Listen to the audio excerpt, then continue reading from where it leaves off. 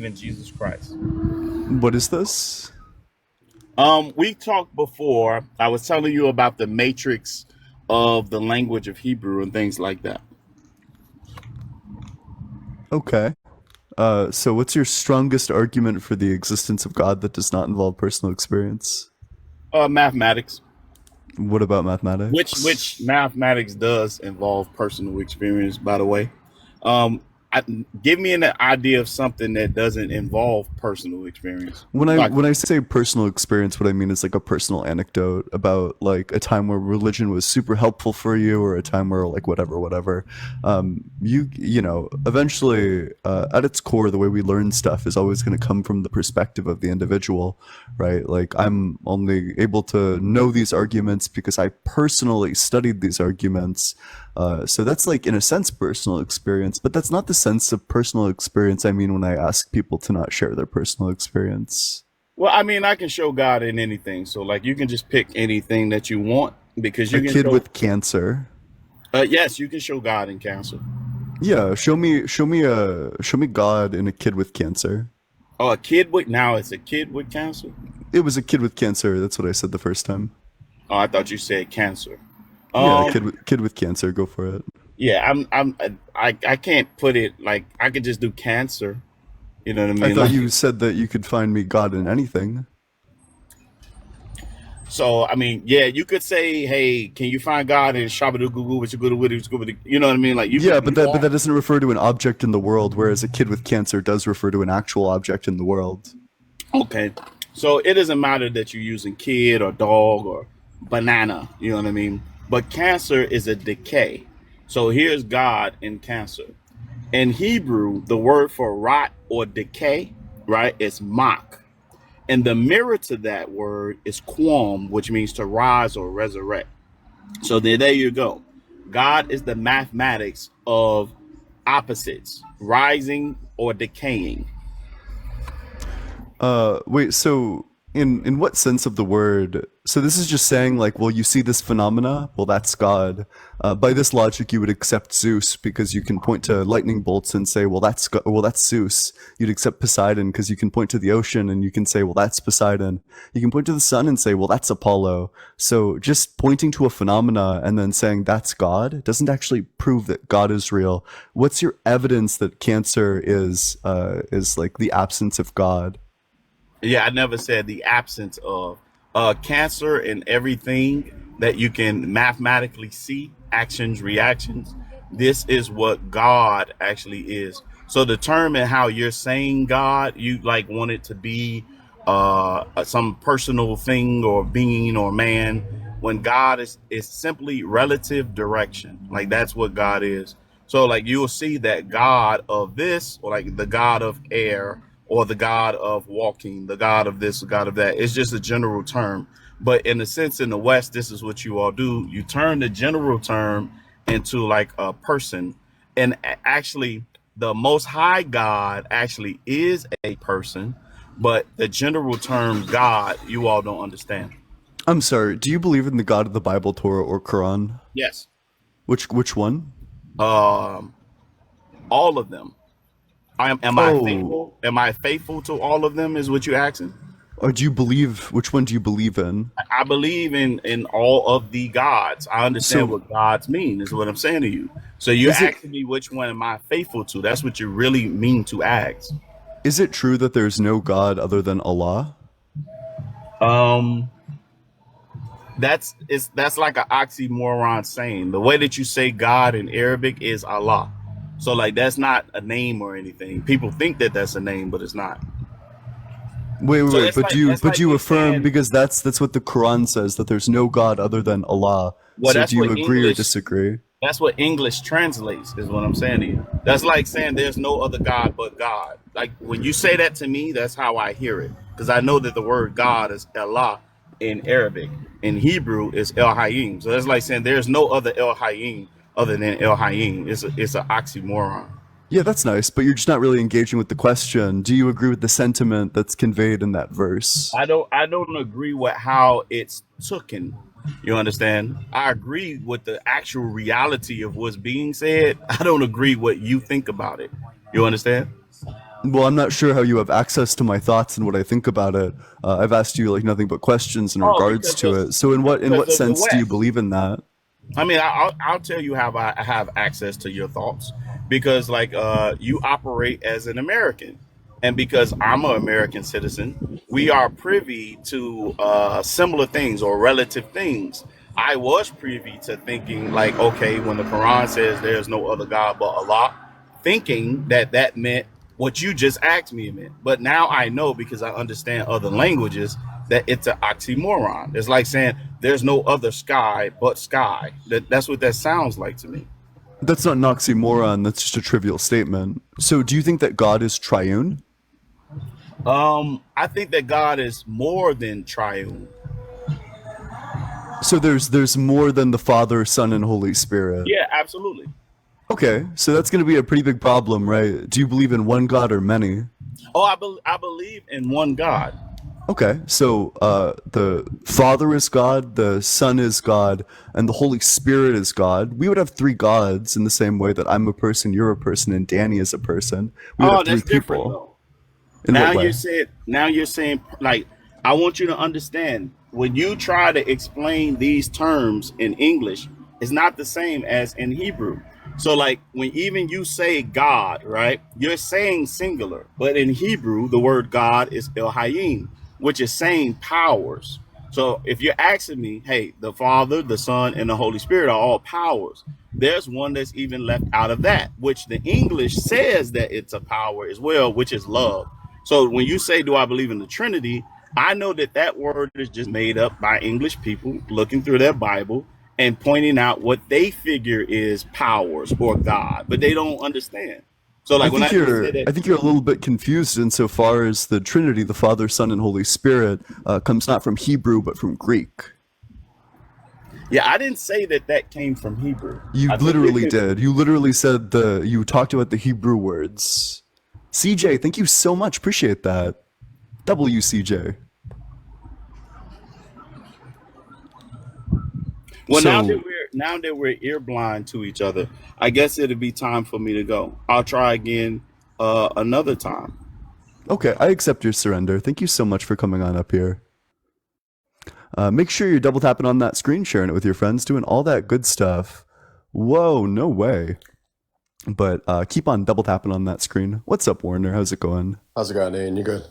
Yeah, you have a, do you have an argument for God or do you have something else? You know what? I won't take up too much of your time because I know you're only looking for ops, but I wanted to. There's a sort of a position that I've been running recently that I enjoy that I'd like you to look into if you have time that you Yeah, might yeah, no, enjoy yeah, also share it looking with me. into Go it. for it. It's the story of Genesis 38:8. I think you sent me a Discord message about this, Yeah, right? yeah. I don't know if you've had time to look over it. I haven't looked over it yet, but I did see your message and I was meaning to get around to it. But you're welcome to Yeah. tell me about it right now if you want. Sure. I mean, it's semi-graphic, so I'll try and censor words where possible. But you're familiar with Joseph and the Technicolor Dreamcoat, right? Not really, no. Well, but you know who Joseph is, one of Jacob's sons. Yeah, yeah, sure. Yeah. So Jacob has many sons. His first son is called Judah, and Judah has two sons of his own. One of them is called Onan. Onan is the youngest of the two sons. So the first son marries. He has a wife. He doesn't have any children yet, but God believes him to be wicked, and so he just smites him down. It doesn't What the really give fuck? it doesn't give him much explanation, but all it says is that God believes him to be evil, so just smites him down. Gotcha. And What the so fuck? and so because of the covenant, that by the way was written by God. Because of the covenant, Jacob then commands Onan, his brother, to then make children with his brother's now widow. Onan, quite understandably, doesn't really want to do this. Yeah. And so when he has relations with the woman, what he does is he pulls out and he quote unquote spills his seed on the ground.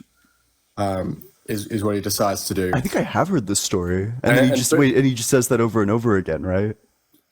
Well, he pulls out and he spills his seed on the ground, and then it says that because God believes this to be wicked, he also smites him down. Oh, okay, gotcha. And what So verse is this? this is Genesis 38:8 is sorry, Genesis 38 is the whole story, but 8 through 10 is what I'm particularly interested in because that's where it says that because he pulls out, God smites him down, and I just think that it's sort of it's almost grape by proxy, for want of a better phrase.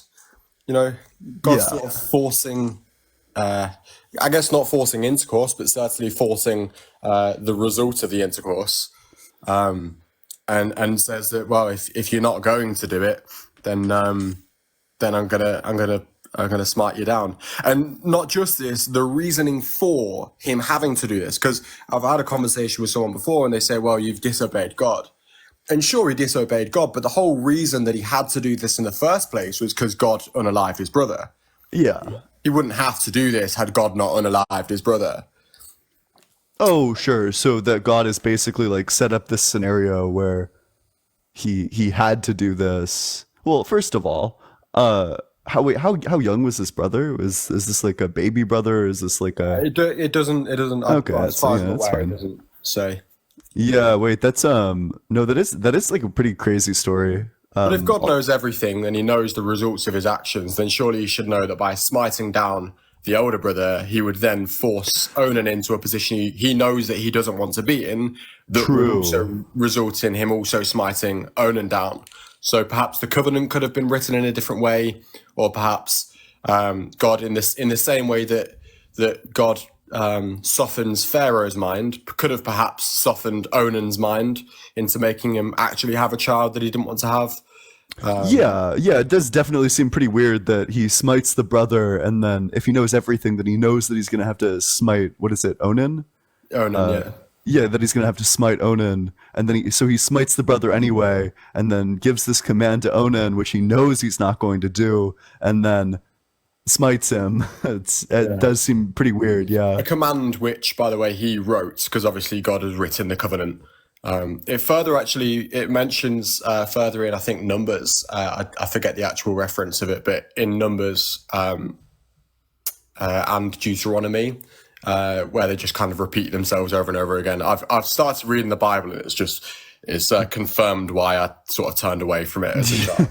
Yeah, that's but yeah, it repeats itself in Numbers and Deuteronomy about this covenant, and says that it's a rule that if the eldest dies unalives without any offspring, then it is, by covenant, it is up to the brother to then carry on the task that he wasn't able to complete. And if not, he has to go to the front of the town and spit on his sandal, and then forever becomes the unsandaled, is the way in which it says it. But it seems like spitting on a sandal is probably a far easier thing to do than just being smited down. That's true. Yeah. No, that is just like an insane story. But no, I agree with that sentiment. I feel like the more Bible stories I hear, the more it's like crazy to me that anyone believes in this, because it's just like story after story that's just completely insane. Yeah, I mean, I grew up my entire childhood. I won't take up too much more of your time. I grew up my entire childhood as a Christian. I grew up in the church, and it taught me a lot of really good things, which I actively use in my life and want my children to see. But I think there is, when you actually read into it and read what you didn't read as a child. I decided recently, I've been following this thing for my whole life, but I've never actually read it cover to cover, and it only took me until, that's in Genesis. That's the very first book of the Bible. It took me until the end of Genesis to go, hang on a minute, why did I even follow this? I'm 5 books in now. I've just got into Joshua, which is the one after sort of all the books of laws. And it's very actually reading the Bible does make me think. Yeah, no, it really does. I'm probably going to move on to the next guest, but I appreciate coming on up here. Also, I want to say, mate, go I'm for so it. proud of how much you've grown this platform. By the way, I know when we first met, I don't know how big the platform was, but you've bossed it, mate. Hey, no, I done appreciate really well. it. And I Typically, really it's enjoy even It's even bigger when it's not during like election season. So it's really big right now. And I enjoy having it on in the yeah. background, mate. Yes, you've done very, very well. So, Hey, I well done, appreciate that. It's always a pleasure to talk to you. Thanks so much for coming mate. up. All right, bless. Have a good one. Yep, you as well. Make sure you're double tapping on that screen. Let's get the like count up. If you're in that guest request box, make sure that you're 18 or older, you believe in the God of the Bible, Torah, or Quran, and you have an argument which does not involve personal experience. Jams, thank you so much. Appreciate the roses. And with that, we can go to the very next guest. But make sure you're dropping a follow as well if you're enjoying the debates. You never want to miss one in the future. And if you're 18 or older, you want to join the community, there's a link to the Discord in my bio. I'd love to see you there. What's up? How's it going, Doppel? I'm doing great. I believe God is real. Which one? God, the one that created the humans and all animals. Is this the God of the Bible, Torah, or the Quran? The God that created the first humans, Adam and Eve. So is this the Bible, the Torah, or the Quran? All three of them believe in that. The Holy Bible. So, like Jesus, do you believe in Jesus? Yes, I believe in God and Jesus. Gotcha. Well, so first of all, if you're a Christian, then Jesus is God. Fun fact. That's just the Trinity. But second of all, what's your strongest argument for the existence of God that does not involve personal experience? My strongest belief of God is He can save all people that are honest. He can save everyone, not the ones that are Muslim or Buddhism supporters, but He can save Christians. Okay, so God is real because God is real and He can save everyone. Is that correct? Correct. Okay, gotcha. So I have a question for you. Can you tell me why my power strip isn't working? Your power strip isn't working because it's not in a plug-in spot. So Yeah, it's exactly right. Yeah, it needs to be plugged into something external. Similarly, your argument for why God is real also needs to be plugged into something external. All you're doing is saying that God is real because God is real. It needs to go a step farther and a step outward. correct. God is definitely real. I believe in God, and I have Yeah, wait, so what's the evidence that God is real? Well, my evidence is He controls all of the weather. He he he's the cause of how people are born, and he's also the cause of how people can end up dying. Like, you can't just kill yourself because that's against God's rules. You can't kill yourself because if you Okay. kill yourself, you'll be going to the underworld. Okay, so you're essentially saying that God exists because God exists and He causes all the weather?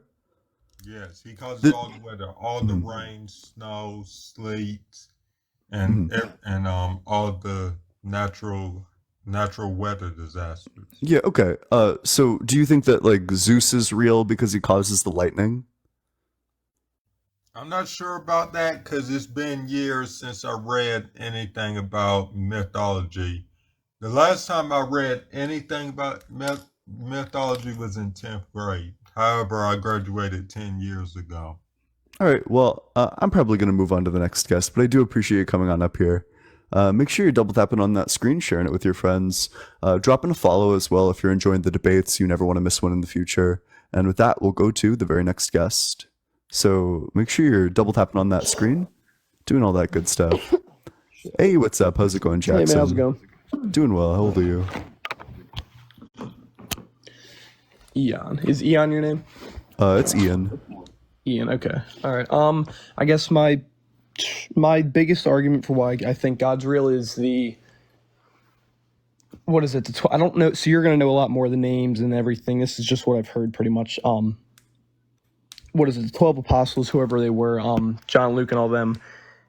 They went to their graves basically saying that what they saw was real after being stoned and all that? There's no evidence of that. All right.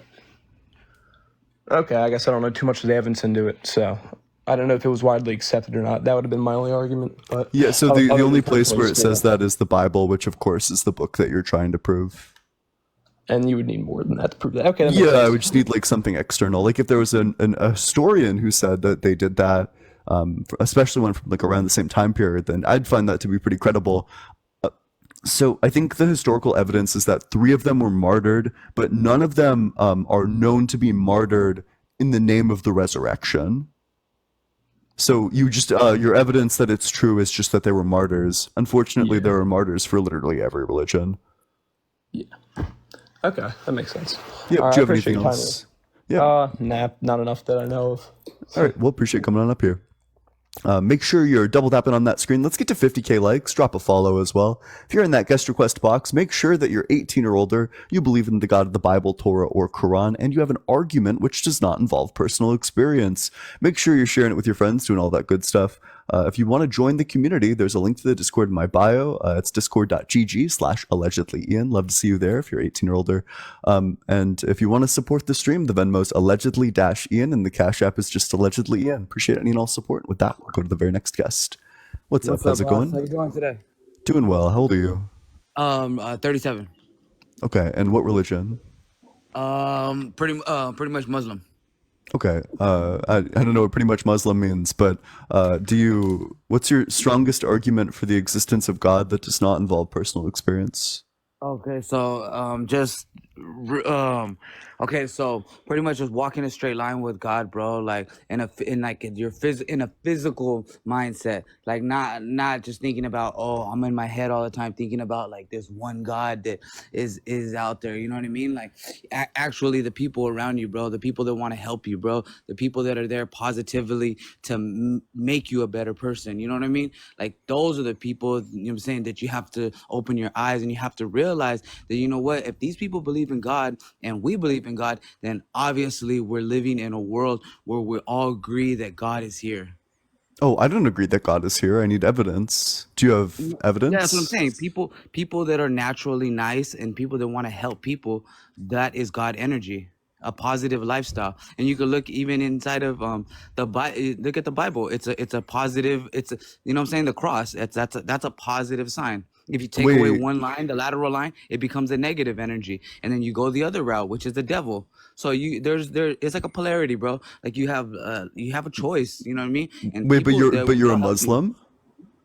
Yeah, but I was raised in like a Catholic family, like growing up, you know. So I saw the negativity, you know what I mean? I had to see that because I had to find God myself, bro. Like you some people like you are blessed enough to have to go through bad to actually see the good. You know Yeah, what I I'm mean? not really interested in personal experiences, but do you have any like Yeah. actual evidence? Because all you're saying is like, look at this phenomena in the world. This phenomena is God. This is the ancient Greek logic. Look at the lightning bolts. That's Zeus. Look at the ocean. That's Poseidon. Look at the sun. That's Apollo. What's your evidence that these things are God? Just living in like Los Angeles, bro, like living in like within like poverty, like seeing like that's evidence, you know what I mean? Like if for people that have to go through bad to actually see good, you know what I mean? And sometimes some people are blessed enough to not have to go through that, and they'll search and search and search their whole life, like trying to find like a physical evidence, but it's actually faith, bro, and what you have to go through. You know what I'm saying? Like Why does God allow some people to be born into poverty and then they never find God and then they are also unalived in poverty? Like, why would God allow for that? I mean, well, then you gotta think about it too. Is like look how much you have to pay for certain schools. Like you know what I mean. Certain people they don't have that financial like that upbringing. You know what I mean. Like some people are banned to that, and I feel like maybe that's karma, bro. Like maybe that's something that people have to deal with in this life to get to the next life to finally see it. Like you know what, like. I like in the Muslim faith, bro. Like you know what I'm saying. We what we do in this life, you know what I'm saying, determines what we're gonna do in our next life. Wait, so are you saying that if you are born into poverty, then it's because you did something in your previous life to deserve it? Possibly, bro. Like possibly. So you're like, saying that the people in poverty deserve to live in poverty? and then look at the way that they come out. Do they continue to stay and do drugs and be a bad person, or do they get their shit together, maybe find some type of God, maybe it's a spirituality, and give themselves and say, you know what, like I pray that I get out of this, you know what I mean? And that's what you have to do. You got to dig deep as a person. Do You know you what I think mean? Like, do you think people who are graped did something in their previous life to deserve it? I don't understand what grape to me. What does that mean? It's like graped without the G. I can't say the word on Oh, okay. Oh, TikTok. yeah, yeah. Okay, okay, okay. Yeah, So, do you think those people, the people who experienced this, did something in their previous life that like made it happen to them just as karma?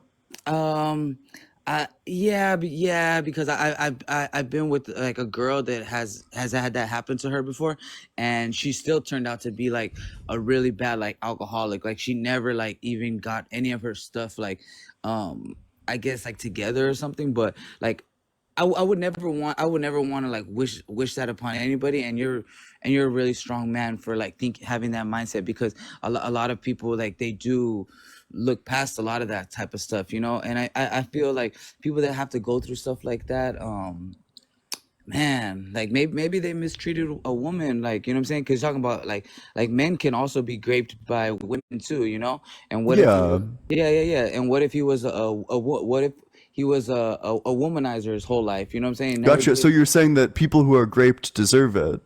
um I mean, just, yeah, man. Like sometimes you gotta reap what you sow. You know, sometimes like if you are who you are, like you're gonna get that, yeah, karma, like you say, and also to dharma. You know what I'm saying? The bad part of the karma. You know what I'm saying? Like we all have to take something up with God. Okay, well, I appreciate you coming on up here. I'm gonna move on to a less crazy guest because that's fucking insane to say that people who are graped deserve it. But make sure you're double tapping on that screen, sharing it with your friends, doing all that good stuff. Let's try to get that bar all the way filled. Let's get all the way up to 50K likes. I mean, I guess that's just the reductio, right? But if you're in that guest request box, make sure that you're 18 or older, that you believe in the God of the Bible, Torah, or Quran, and you have an argument which does not involve personal experience. If you want to support the stream, the Venmo's allegedly -Ian. Cash App is just allegedly Ian. And with that, we'll go to the very next guest. And if you want to join the community, there's a link to the Discord in my bio. Love to see you there. Hey, what's up? How's it going? Good, man. What's happening? I just joined, so I caught the last bit of what you had there. But what did you want to talk about? You were trying to get people that had some evidence or different things other than personal experience. Yeah, what religion are you? Uh, I'm not a part of any religion right now. Do you I'm believe in into Jesus? not the aspect of him being a real person or anything like that. No. Oh, I'm so sorry. I'm only looking to debate people who believe in the God of the Bible, the Torah, or the Quran. If you don't believe in the Bible, the Torah, or the Quran, I'm probably not going to debate with you. Sorry about that. As we go to the next guest.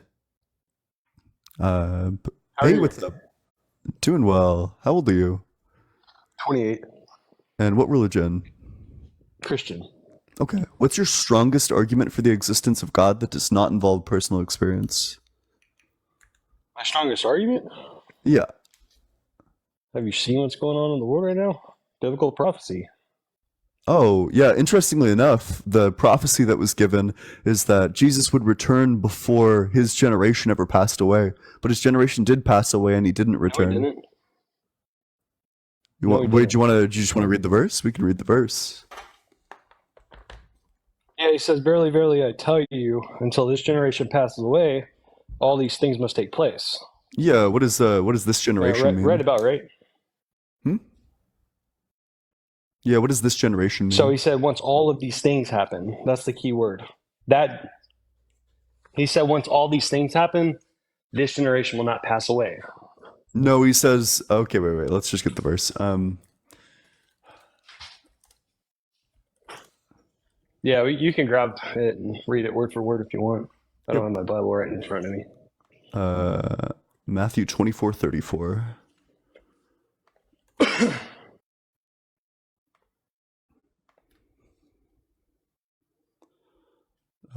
Grabbing the. Yep. Okay, and then we'll read the full chapter. Okay. Yeah, so he explains truly everything I that's tell gonna you, this happen. generation will not pass away until all these things have taken place. But but these things did not all Yes. take place, and the generation did pass away. Do you, he said this generation will not pass away. Right before that, he's talking about the parable of the fig tree. You do know that, right? Yeah, that Once you see from the fig tree bloom, just know that my coming is near.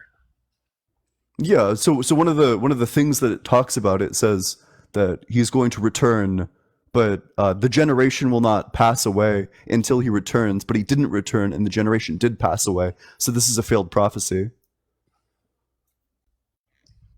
Again, the parable of the fig tree, that generation is what he's talking about.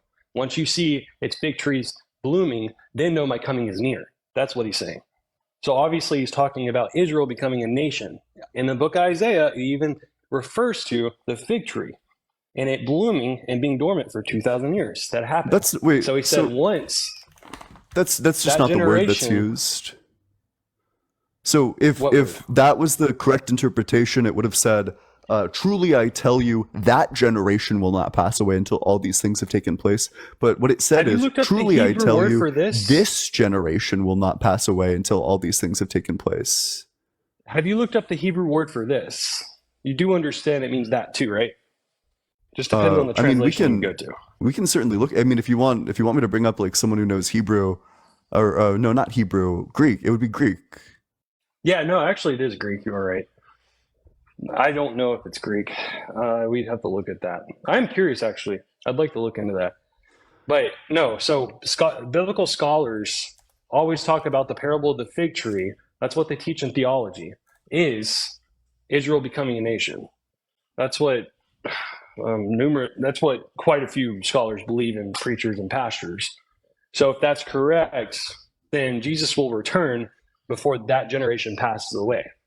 Wait, Jesus so specifically says, once you see the abomination of desolation spoken about in Daniel the prophet, none of that stuff happened. He said, once you see all these things, then this generation will not pass away. You're just focusing on one word. I'm telling you everything. I'm no, because focusing on the every word. the one word completely changes the meaning of it. In fact, if you go back to the Greek, the word that is used, but not where you want it to be. The word this is different from the word that in the ancient Greek. Where's my Bible at, actually? Let me pull it up for you so I can explain a little bit better. I've studied Matthew 24 time and time again, and I will tell you firsthand that it is talking about all of those things happening at the same time. Once you see that, that generation or this generation will not pass away. That generation he's talking about is mining your generation. Wait, so Yeah. the Greek word for that is ati, but the Greek word for this is ate. So it's just like two different words. Unfortunately, what it's talking about is this show you. generation. When I say, if I talk about this car, that's going to be different from if I was talking about that car. Okay, These words so just mean can- something completely different. And the Can I reasonable say- interpretation is that he's talking about this generation. Can I say something? Go for it. Thank you. So, I will tell you, it actually is talking about the generation of Israel becoming a nation. What was it, 34? No, because he would have Wow. used the word that generation will not pass away. But he said this generation will not pass away. So, okay, well, you can focus on one word. I'll tell you the meaning of what it actually means. Let's get off that since you want to use this. Okay, so then For if you instance. want to concede that argument, which argument do you want to pivot to next? Okay, so first off, in Isaiah and here, it says, you will see Israel becoming a nation. Once you see this nation, Wait. that generation won't pass away. Are you Okay. moving to a different argument, or is it the same argument? Because So, I'm not backing I- down from I this just want- point. I just want to, I'm not either. I just want to conclude my point there.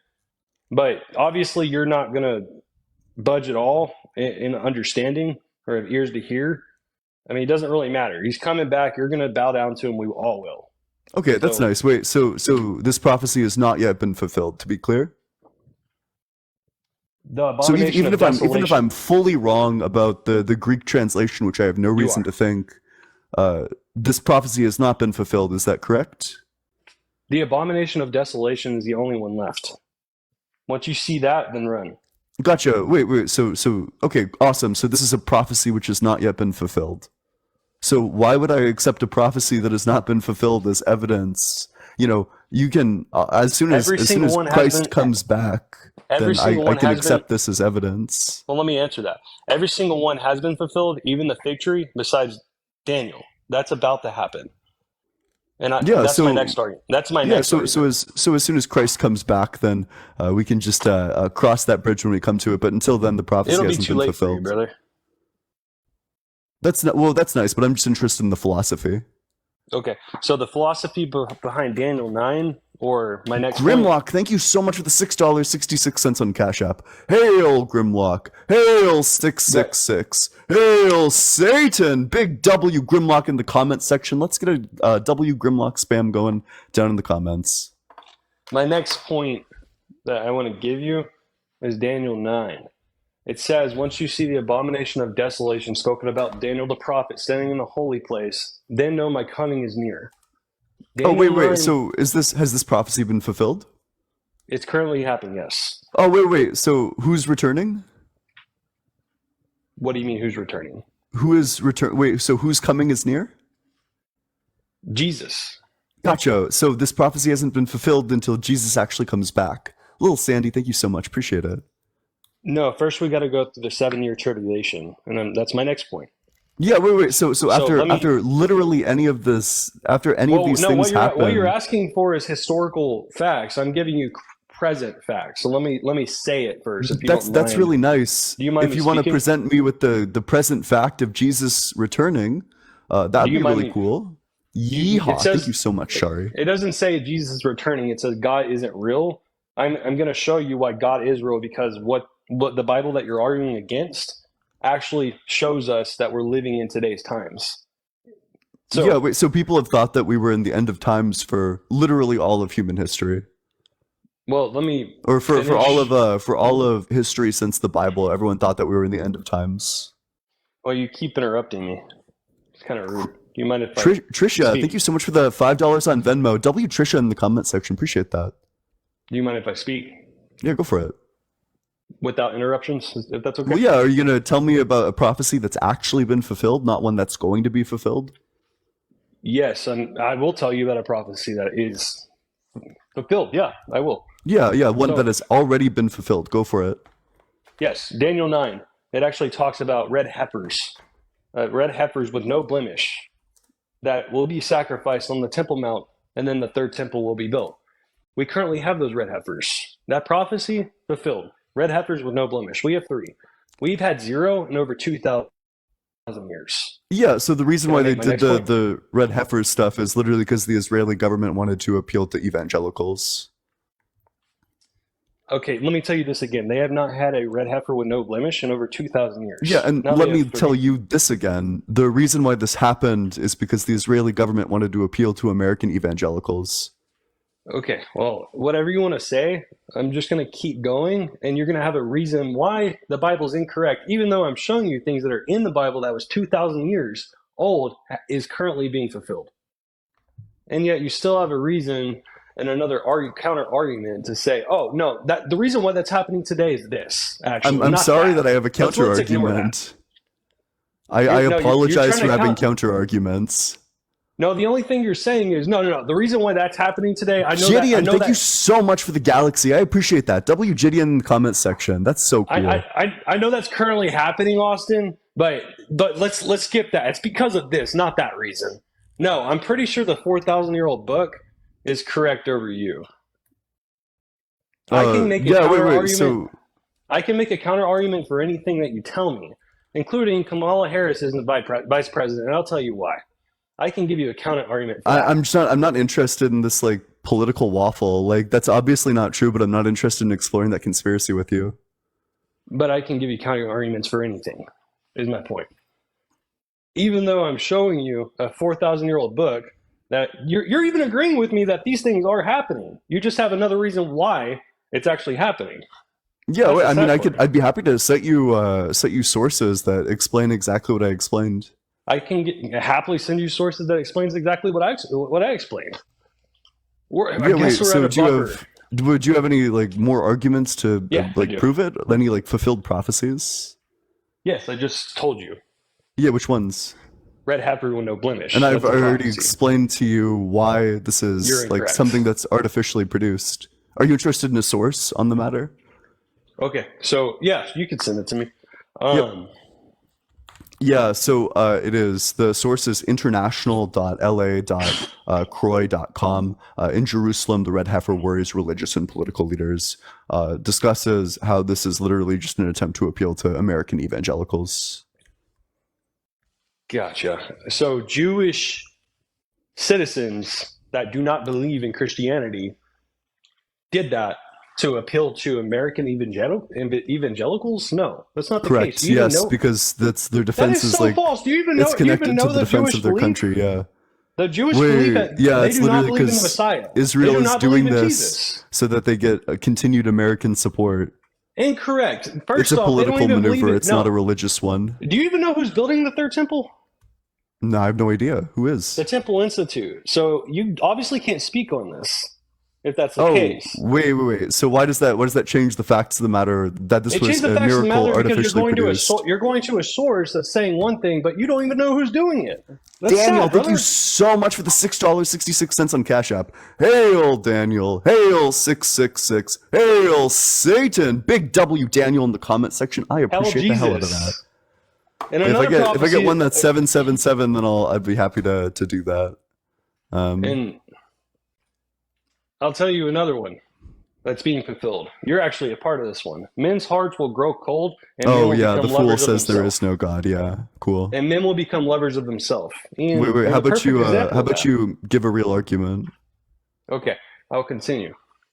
So just to prove your point, you don't even know who was building the third temple, but you're giving me a site about the third temple. Yeah, because That this is doesn't a make fact sense. it's a fact that I happen to know that this is all being done, regardless of who's doing it. This is all being done in the name of appealing to like evangelicals.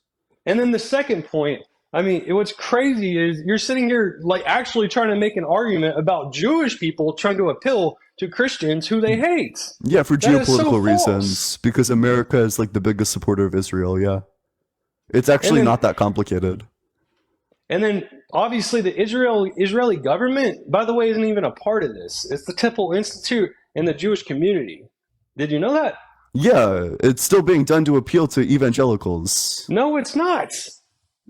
I just Why? cited you a source, big dog. What's your critique of my Okay. source? I'll send you all the sources. Do you know the biggest Chris, donators? thank you so much for the $6.66 on Cash App. Hail, Did you know Chris. that the Hail, US is not- 666. Hail, Satan. Big W, Chris, in that comment section. Appreciate it. Did you know that the U.S. is not donating whatsoever in regards to this conspiracy or this thing that you're talking about? Zero. It's about maintaining political support. Political support is naming Jerusalem the capital city of Israel. Political support Lots of things are political is backing support. them.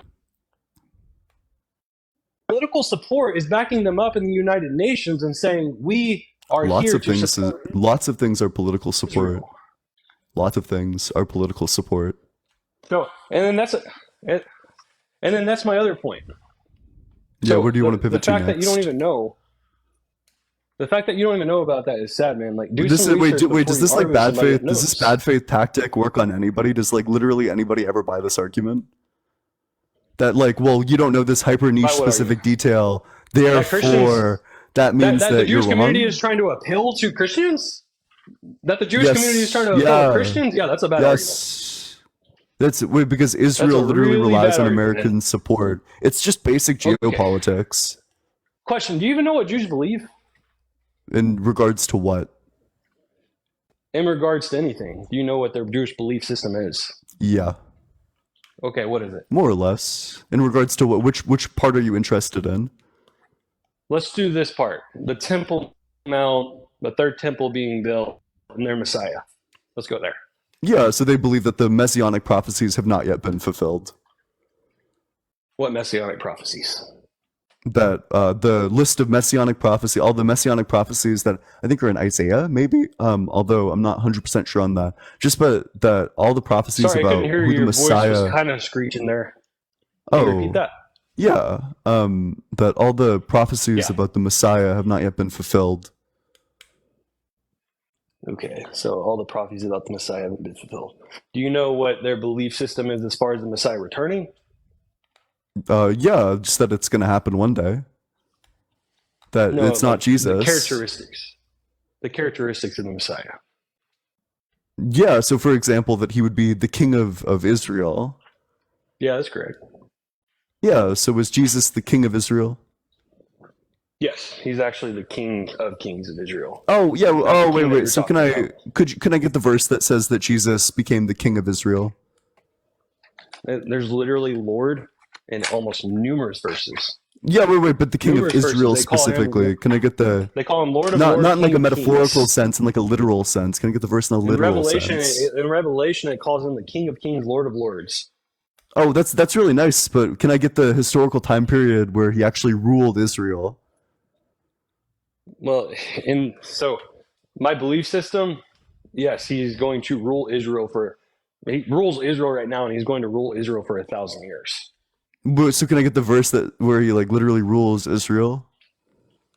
Where he literally rules Israel? Yeah, where can I get the verse? I seem to be forgetting this in the life of Jesus where he became ruler of Israel. What do you mean by ruler of Israel? Like Pharaoh? That he sat on like the throne of Israel. This throne, no, the kingdom of heaven. That's the one I'm talking about. Yeah, but the prophecy is about being the king of Israel. Yeah, there's no prophecy about him being the king of Israel. He is the king of Israel. Oh yeah? Wait. So, okay. Messiah prophecy. King of verse. And then there is a prophecy about him being the king of Israel for 1,000 years. But he is currently the king of Israel, as far as what Christians believe. Okay, wait. So we got you have enlarged your nation and increased their joy and rejoice. Okay, Minutes defeat. Okay, everyone, blah blah blah blah blah blah blah blah blah blah. And then Established and upholding it. just Okay, wait. Of the greatness of his government and peace, there will be no end. He will reign on David's throne and over his kingdom, establishing and upholding it with justice and righteousness from that time. The zeal of the Lord Almighty will accomplish this. Jesus never ruled Israel, unfortunately. So he will reign on David's throne. Do you know what that means? yeah, that he'll be the king of Israel. Correct. There is a prophecy about him being the king of Israel, and he currently is the king of Israel as well. Wait, but you said that there was no prophecy just 5 minutes ago. I think you're confused. Are you are you No, I walking that said one back? no. I said that there is a prophecy about him being king for 1,000 years, the one that you just read. Yeah, wait, but you said that there was no prophecy about him being king of Israel. About him being king of Israel itself. There's a new Israel, not this Israel, the new Israel, the new Oh, kingdom. wait. So, okay, then that just takes out all of your other arguments about what's going on in Israel, because all these other prophecies about the return of Jesus were talking about the old Israel. All these prophecies about the return. What did you just say? Yeah, because all the mentions of Israel are about the old Israel, so that just takes out all your arguments. No, it doesn't. If you draw a distinction, if you say new Israel is different than old Israel, then that just takes out all your arguments. If you know the Christian Bible, then it actually does not hurt my argument at all. No, it does, because you now draw a distinction that spikes all of your arguments just all the way out of the debate. How? In that you now draw a distinction where you say where all the mentions of Israel in the Bible, in the Torah, are talking about the old Israel, which means none of the stuff about like Israel and its kingdom as being indicative of Jesus coming back are going to be talking about new Israel, because they're all talking about the old Israel. What are you talking about? Everything that we've been talking about so far leads up to him reigning in the new Israel for 1,000 years. Yeah, wait. So are these smart. prophecies about old Israel or new Israel? So let me freshen you up on the King James Version, the Christian Bible. Yeah, you probably do need to read it. You're desperate and looking for facts to get out of this. Everything that we're talking about so far, old Israel besides 1,000 years. That's the new Israel. But abomination of desolation spoken about Daniel has to happen first. Currently happening, prophecy that's been fulfilled so far, red heifers, no blemish. Next prophecy that will be fulfilled Yeah, already is a answered third that. temple. Is a third temple being built? They will be sacrificed on the Temple Mount, and then after they're sacrificed on the Temple Mount, Cool. their Come back. temple will be Wait. built. It sounds good. Come back to me as soon as Jesus returns. Well, I'll give you another one.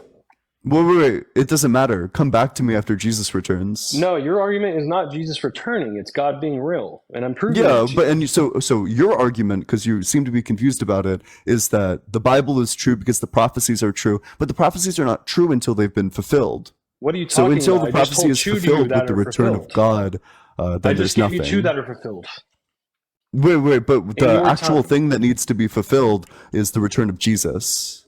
That No, wait, because these are the prophecy is not just that it will happen at some time, but specifically that it will happen before the return of Jesus. So you just need to demonstrate the return of Jesus for the prophecy to be true. okay, let me help you out here.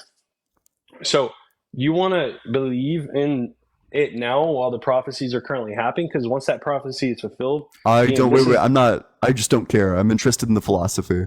Ian. This is Wait, for I do not no. care. Let me I finish don't first. care about how it affects me personally. What I'm interested in is the philosophy of it. So if you have an argument for how he's fulfilled the prophecies, or for how the prophecies have been fulfilled, despite Jesus not returning a key part of the prophecies, then go for it. But otherwise, I'm not really interested. Okay, let me help you out. Then you do understand that I'm going to go kind of off topic just a little bit, but you do understand there's something called YouTube, and there's proof of Jesus' existence with numerous people being healed by Christ. Africans right now currently are having a revival because Jesus is healing millions of people there, Do you think Jesus is in left and Africa right. right now? Jesus is in us. Wait, Jesus but you is think healing numerous Jesus people. is in Africa right now?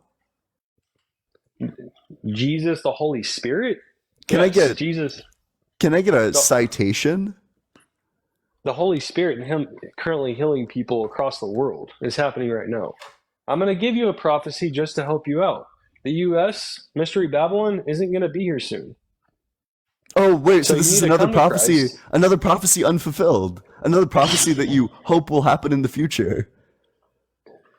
Another prophecy unfulfilled. Yeah, you're literally just citing unfulfilled prophecies. This Okay, is let me evidence go to for one. my argument, not yours. Let me go to one that's fulfilled for you then. Yeah, give me a fulfilled prophecy that's Another like one. interesting. Let me go to another one that's fulfilled for you, since you don't believe me. That is being fulfilled. Revelation 17. Mystery Babylon, great mother of harlots, an abomination of the earth. I saw the woman drunken with blood of the saints, and with blood of the martyrs of Jesus. And when I saw her, I wondered with admiration, and the angel, wherefore didst thou sit? I will see the mystery of the woman, and of the beast that carrieth her, which hath the 7 heads and 10 horns. The beast that sawest, the bottomless pit. So, this is talking about the U.S. and the judgment that's about to come upon us. Wait. Oh, so another unfulfilled prophecy. Another prophecy that still involves things that are going to happen in the future. You're just full of all No, these unfulfilled prophecies. Every this time you isn't. cite a prophecy that has not yet come true, that's more evidence that atheism is true, by the way. This isn't unfulfilled because it says right Wait, here. so then where's what's the punishment? Is this punishment that has currently happened? Also, I seem to have missed the words "the United States" in what you just said. Okay, so let me go to this one for you since you want to sit here and argue. Where's it at? Give me a minute while look it up.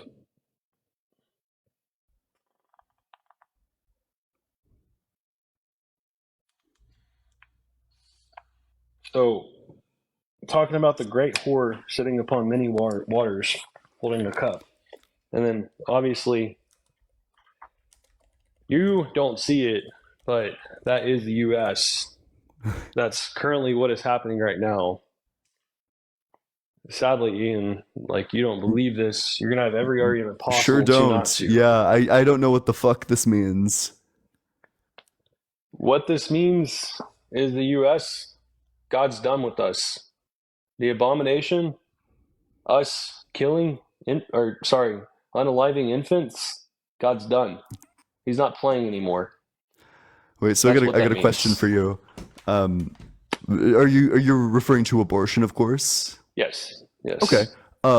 Why would God design the female anatomy such that it leads to miscarriage 70% of the time? Why would God kill so many babies? If you sit down and total it all up, it adds up to 400 billion. So why would God take the lives of 400 billion babies? Why would he, Are you trying why to would he justify design abortion? anatomy in that way? Are you trying to justify abortion? Oh no, I'm trying to ask you What's your why point to God. this argument here? I'm trying to ask you why God would design our anatomy in a way that if you value the fetus, then you also must recognize that God has taken the lives of 400 billion fetuses. So why would God do that?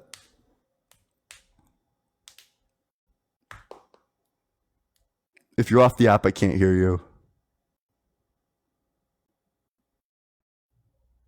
If you're you got to come back to the app. Stop running. He has nothing. He had nothing, and then he ran.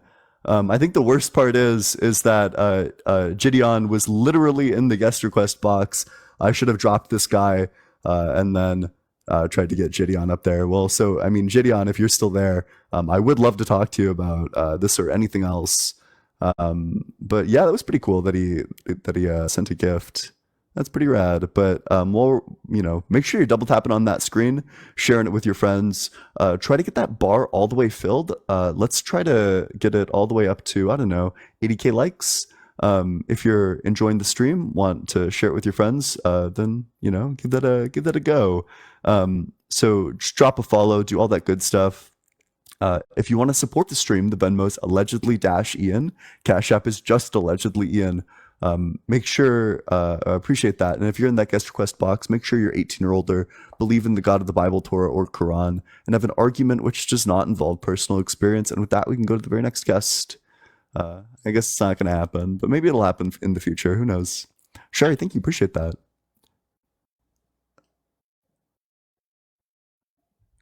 But yeah, damn, a twofer. Lost two of them. Shari, thank you so much for the superpowers. I appreciate that. If you want to join the community, as many already have, there's a link to the Discord in my bio. I would honestly love to see you there. We talk about politics, religion, and philosophy. You got to be 18 or older to join, but it's discord.gg/allegedlyian. Link is in my bio. What's up? How's it going? So, How I'm old Christian. are you? How old am I? 18. How old were you when 9/11 happened? All right. Okay.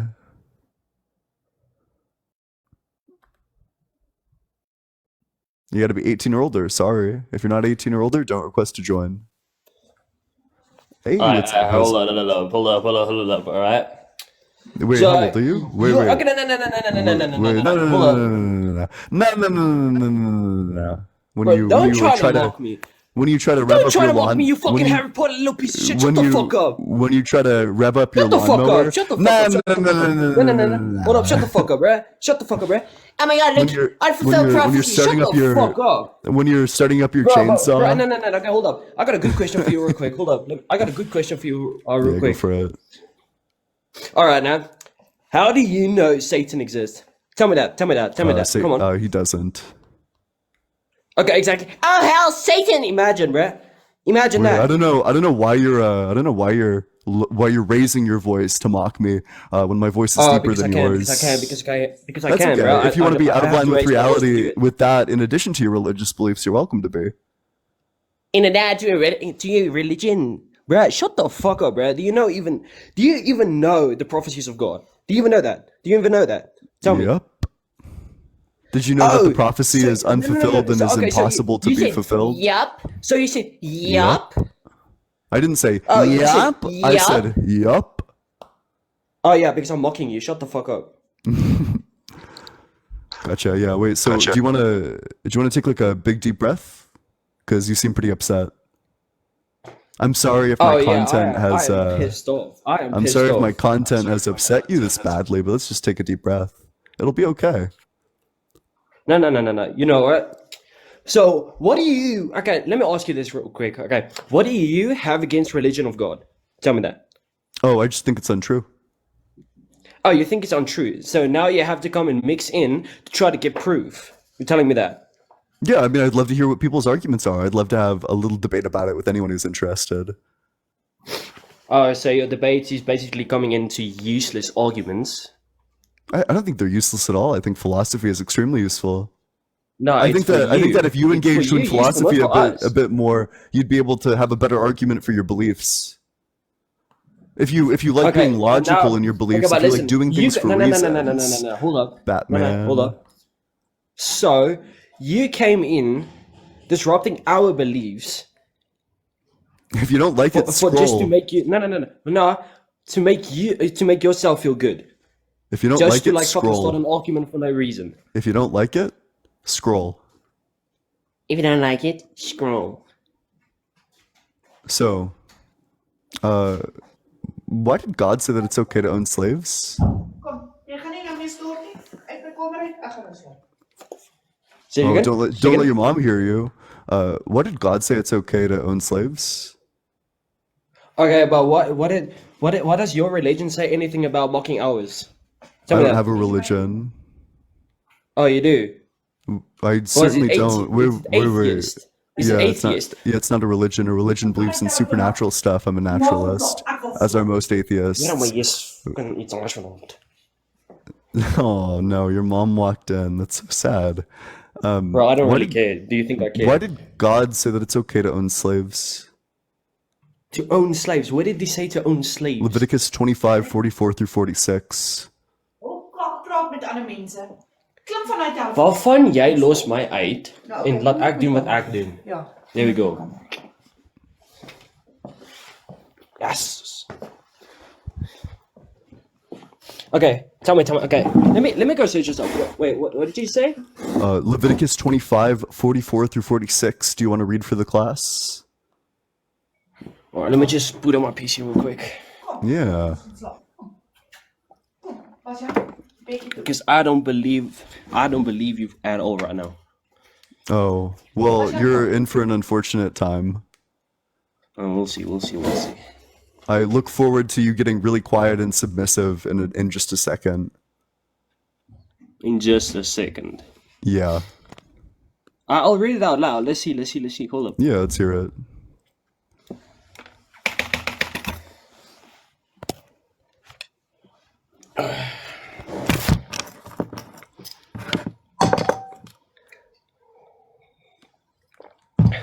I can't believe I'm actually fucking doing this. Yeah, Leviticus 25:44 through 46.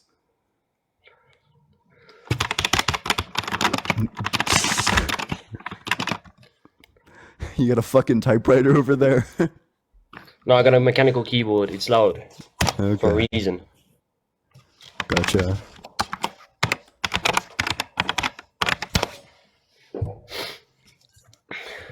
How long does it take to search up Leviticus 25:44 through 46?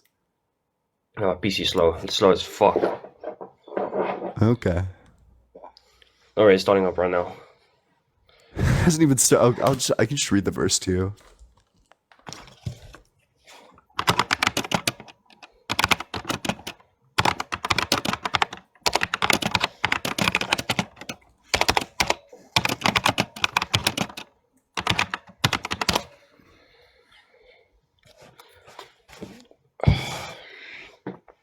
All right, you ready? Here it is. Yeah. Alright, Oh, ready? you have it pulled up? Go ahead and read it. Now come on, read it for me so I can see No, for no, myself no. real You quick. read it. If you have it pulled up, then go ahead and read it.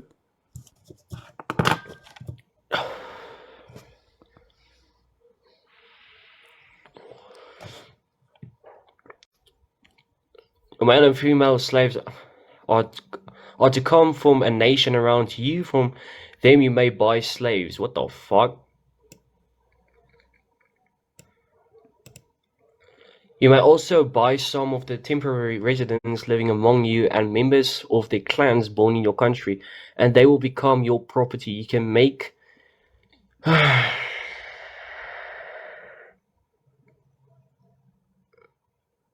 yes. I bet your teacher probably hands you your papers back, but it's like folded downward so nobody else in the class can see it. I bet you're probably pretty used to that sight. Well, where the fuck is my Bible? Hold up. Yeah. Let's go on this journey together.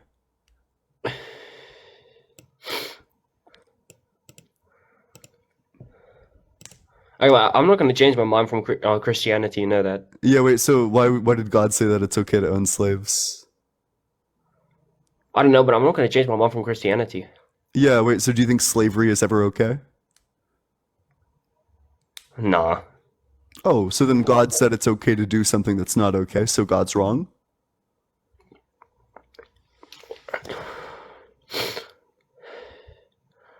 Copyright 1973, 1978, 1974, 2000. Reading the copyright isn't going to help you. No, I'm just reading the copyright. Yeah, I mean, as you Bible do, changed yeah. I mean, the Bible changed a lot. Yeah, wait, so do you think it's ever right to say that it's okay to own slaves? No, it's not. Yeah, so then why would God say that it's okay to own slaves?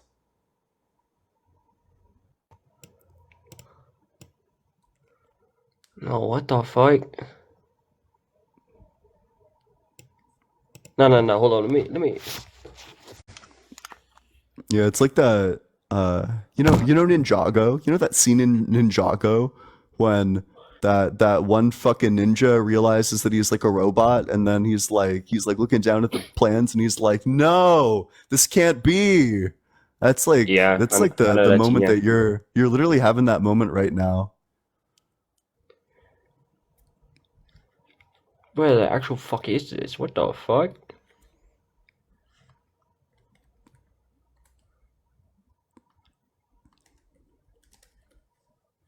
I wonder if we can get like a clip. I want a clip of this.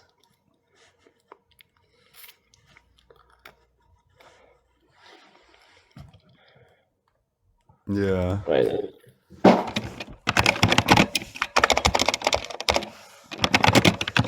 Yeah, this is like an exact the exact view of the guest right now.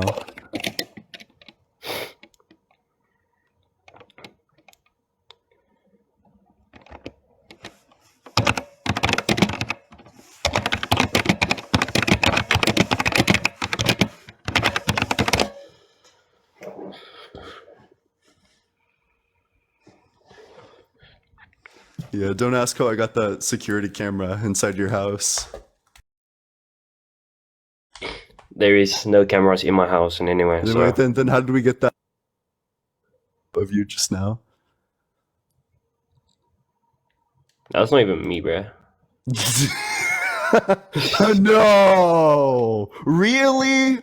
That's not even you? No. That's not even how I react. I was not like nah. I wasn't like that, bruh. Yeah, but Just like, what the emotionally, fuck? but emotionally, you are. That's why you're a lot quieter. You really piped down.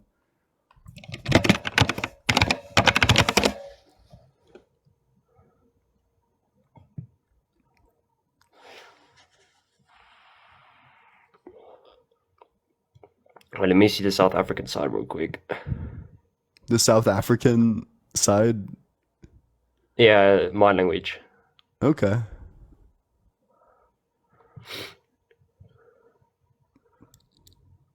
Wait, yeah. Hold up. It's not gonna help. It's I know it's it's not gonna very help. clear about what it's talking about. I'm just pulling another slide up real quick. Hold up. Yeah, you can take as much time as you need to try to rationalize the fact that God said you can own slaves. Were you a slave when you called? Don't let it trouble you. Although it's if you can gain your freedom, do so. Leviticus Yeah. 25, 44 through 46 is the verse. Yeah, I know. I got a verse up, but I got another one right here. And then 1 Peter Did you just 2 Google verse like 16. times the Bible says to be anti-slavery? Wait, so which verse did you just cite? I said 1 Corinthians 7 verse 21. 1 Corinthians 7:21.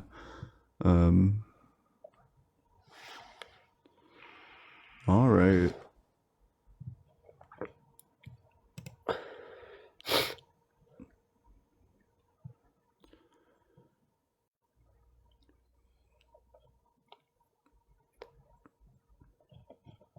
Slave, when you were called, don't let it trouble you, although do so. Okay, but when does God say no slaves? Can I just get Let the us free verse where people, God but do says not that? use. Can I get the verse where God says slavery is immoral? Hold up. Live as free people, but do not use your freedom as cover up for evil. Live as God's slaves. That's 1 Peter 2 verse 16. 1 Yeah, Peter wait, but 2 where verse does it? 18. Can I just get the verse where God says don't do slavery? Well, let me just. I'm just like, so because I have a verse where God says do slavery. I'm just looking to see if there's perhaps a verse where God says don't do slavery.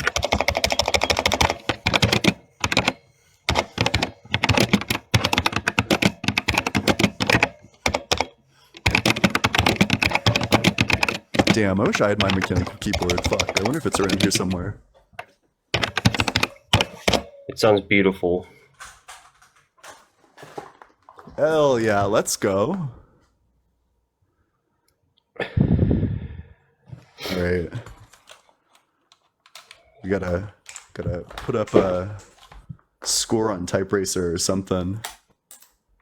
While we wait for you to desperately scramble to get literally any response to this.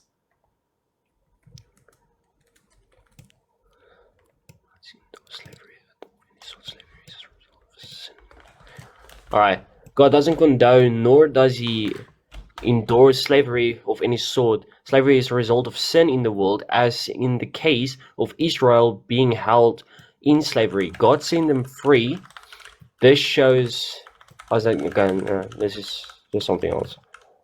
This shows that God desires for his people to be freed. He doesn't desire us to live a life of slavery. That's super nice. Wait, so why did he desire for the people in the nations around Israel to live a life of slavery? Why did he desire that? No, it says God doesn't condone. So wait, let me just see this. Well, but he does, because the Leviticus verse, he does. Yeah, now it says here in Deuteronomy 5 verse 15.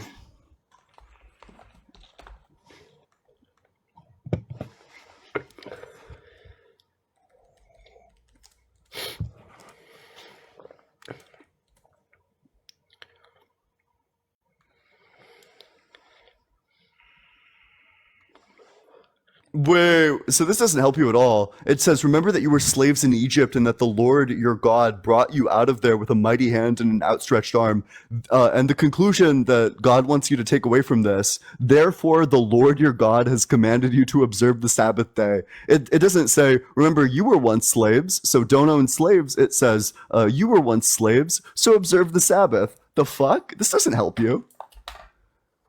Grimlock, thank you so much for the $6.66 on Cash App. Hail, Grimlock. Hail, 666. Hail, Satan. Big W Grimlock in that comment section. Appreciate it. If anybody else wants to support the stream, Venmo's allegedly-Ian. Cash App is just allegedly Ian while we wait for this guest to scramble desperately to find literally anything. Exodus 21 verse 16. Whoever steals a man and sells him, and anyone found in possession of him shall be put to death. That's nice. So what's the order of the books? Which one came first, Exodus or Leviticus? Leviticus came first before Exodus. You don't even know your own religion. Ethene, thank you so much for the $5 on Venmo. Can you have an invention idea? Yeah. When a man strikes his slaves, male or You female, should with you a should rod. take a really strong battery, and then you should take like the positive from one and plug it into the equivalent, and then the negative from the other and plug it into the equivalent, and then you just have like a battery plugged into another battery. I think that would be a good idea. Oh, wait. What's the one about beating with a rod? Let's hear the one about beating with a rod. When a man strikes his slaves, male or female, with a rod, and the slave dies under his hand, he shall be avenged. But if the slave survives a day or two, he is not to be avenged, for the slaves is his money. And you think that helps your case? Oh, fuck.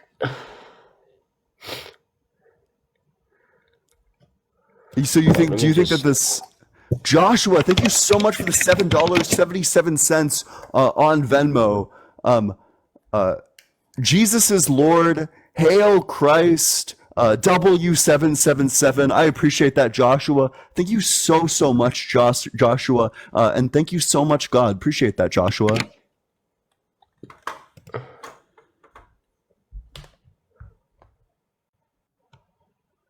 I'm just gonna save it right here.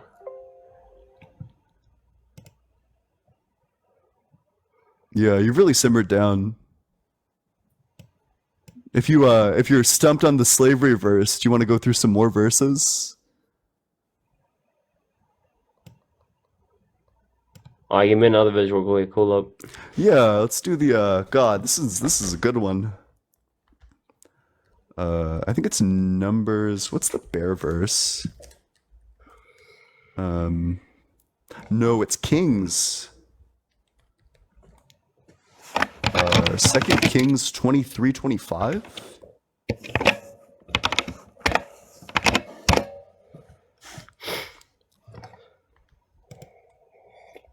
Yeah, do you want to read 2 Kings 23:25? Or actually, no, I'm sorry, that's a dumb question. We've all heard you read. I can just read it. He went up from there to Bethel, and while he was going up on the way, some small boys came out of the city and jeered at him, saying, "Go away, bald head, go away, bald head." When he turned around and saw them, he cursed them in the name of the Lord. Then 2 she-bears came out of the woods and mauled 42 of the boys. From there, he went on to Mount Carmel, and then returned to Samaria. Why did God kill 42 kids with bears?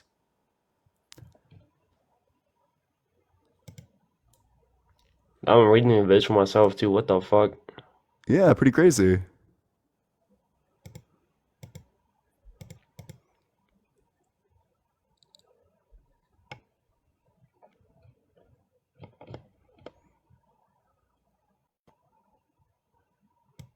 Nah, this shit got me confused. Like, what the fuck? Yeah, for real. Yeah, give you something to think about.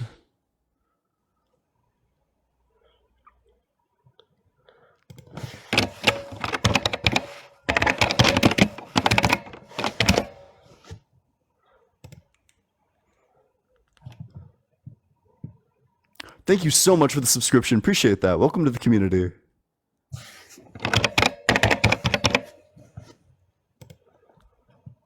You got anything else, or should I move on to the next guest?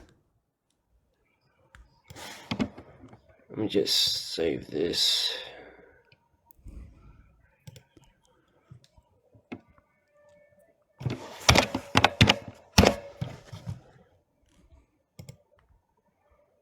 While we're waiting for this, if anybody wants to join the community, if you're 18 or older, there's a link to the Discord in my bio. You got to be 18 or older, but it's discord.gg/allegedlyian. We talk politics, religion, and philosophy. It's a great place to meet people. I also do a reading group every single Saturday so that people can learn more about philosophy. So if you're interested in philosophy and you're 18 or older, consider joining. I would definitely love to see you there. We're reading a paper about presuppositional apologetics and how to respond to presuppositional apologetics. The PDF is posted in the server. So if you want to get cracked at philosophy, if you want to learn more about it, the Discord is the place to do it. I would love to see each and every one of you there. Please consider joining. There's also people who talk in the live chat. Shout out live chat. But yeah, Guess, do you have anything else? Nah. Okay, well, appreciate you coming on up here. Alright. Yeah, I just imploded that dude's entire worldview. Feels good. God, I love it that that bad things happen to bad people. Make sure you're double tapping on that screen. Let's try to get this live in front of as many people as we can. If you want to support the stream, the Venmo's allegedly -Ian. Cash App is just allegedly Ian. Both are in my bio. Speaking of, Joshua, thank you so much for the $6.66 on Venmo. Hail Joshua! Hail 666! Hail Satan! Big W Joshua in that comment section. I appreciate that. So just keep on double tapping that screen on up there. And if you're enjoying the debates, never want to miss one in the future, make sure you're dropping that follow so you never ever do. If you're in that guest request box, make sure you're 18 or older, you believe in God of the Bible, Torah, or Quran, and you have an argument which does not involve personal experience. If you don't meet that criteria, not going to talk to you. And with that, we'll go to the very next guest. All right, let's see. Let's get the next one in here. What's up? How's it going, Nicholas? Yo. Hey, how old are you? 20, just turned 24. Yeah, and what religion? Christian. What's your strongest argument for the existence of God that does not involve personal experience? All right. Well, I'm gonna say this first. I don't disagree with your belief. Everybody has their own right to believe in what they want to believe. Anybody has the right to believe in whatever God they choose to believe.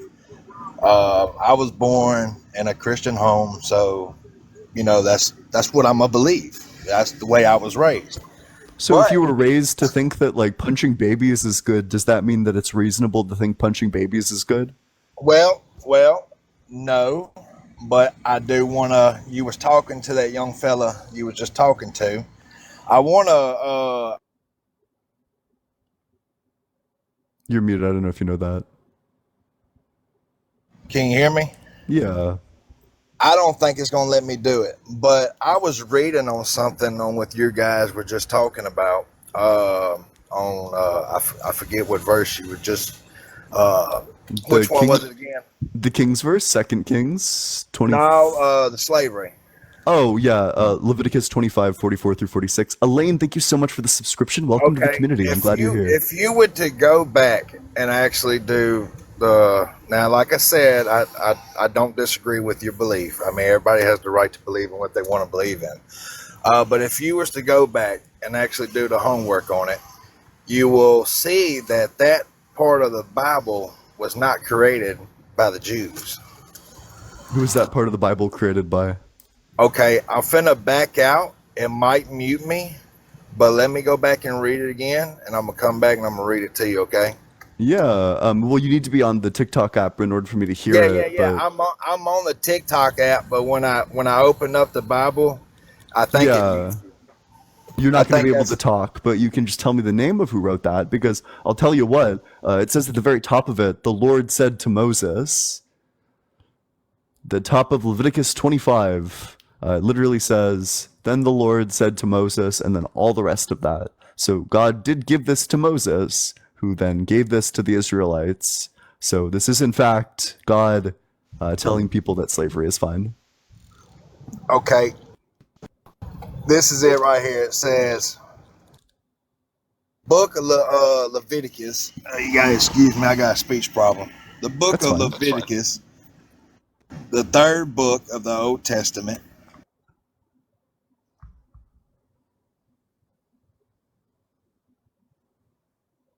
Anomaly, I think I'm pronouncing that right. A-N-O-M. Yeah, an anomaly. What about it? Anomaly scholars.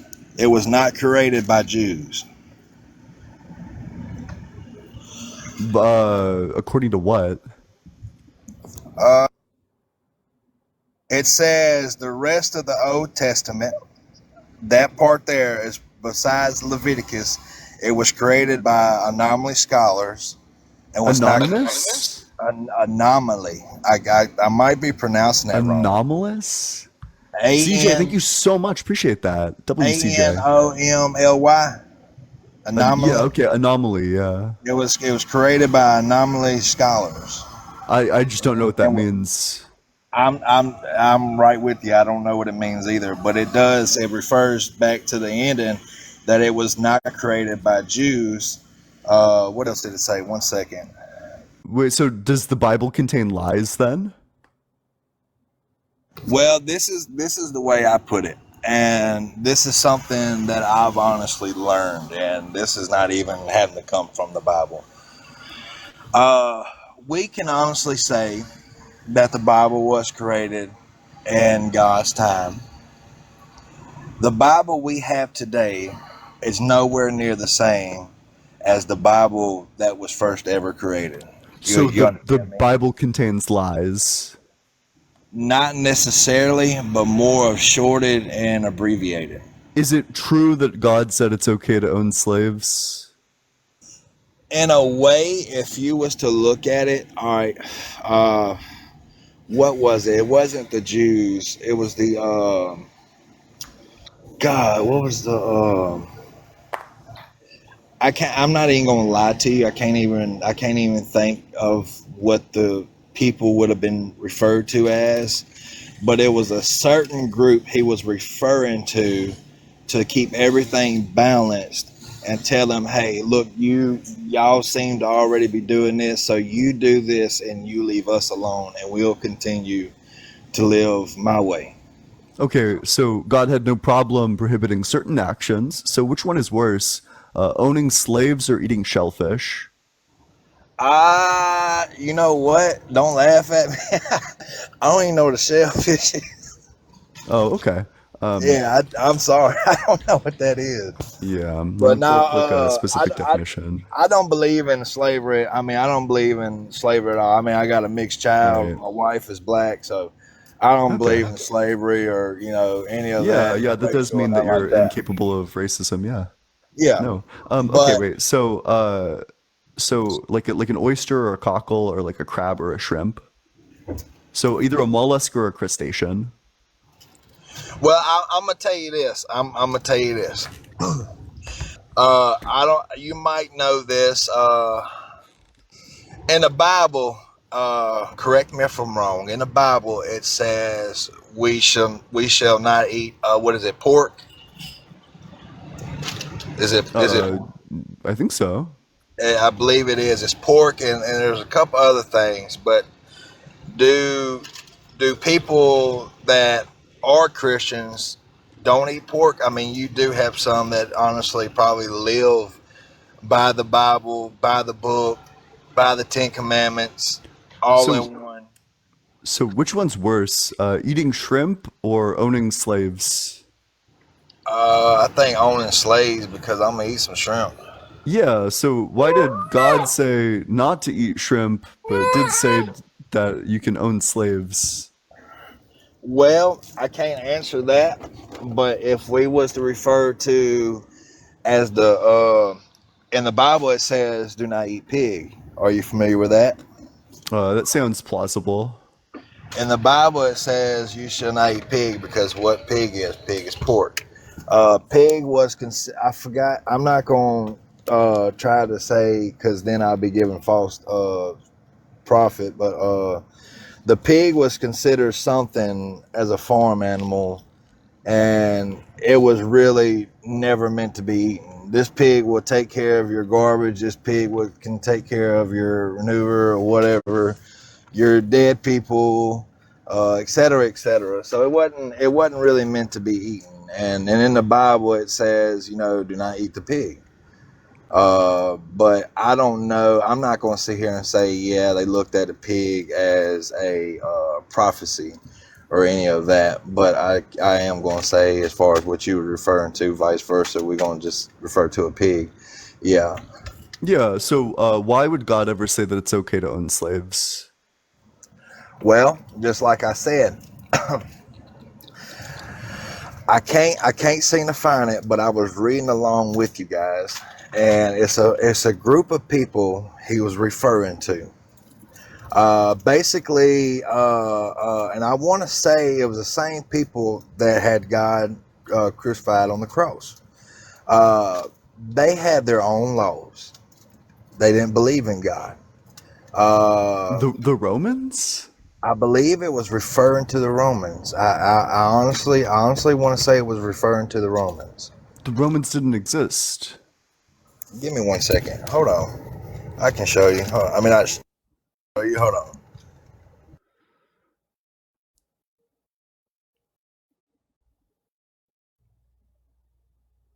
Make sure you're double tapping on that screen. Let's try to get this live in front of as many people as we can. Let's try to get it all the way up to 120k likes. If everyone left 20 likes right now, we'd already be there. Fat Foodie, thank you so much. Appreciate that. Very kind of you. Loud, thank you so much. Appreciate that. Guest, you got to be on the app for me to hear you. If you're not on the app, I cannot hear you. 1 second. I was reading it. Hold on.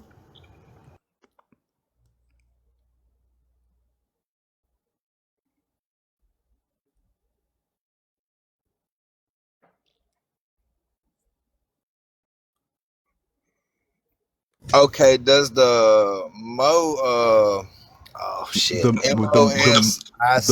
The Moabites? No, it's MOSACI.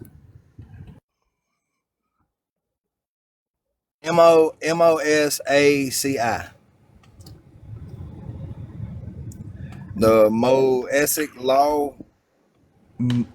Messianic? I Or no, believe not Messianic. Mosaic? I believe that's how you say it, but apparently, Yeah. Wait. So do you know what the MOS in Mosaic refers to? I do not. I mean, Moses. The Mosaic law is the law of Moses. okay. So this is the law apparently- that Moses comes and lays down. God says, Moses, tell the Israelites, my people, that they can own slaves. And then he goes and gives them the Mosaic law, which includes that you can own slaves. Okay, hold on. Do you got anything else, or should I move on to the next guest? Well,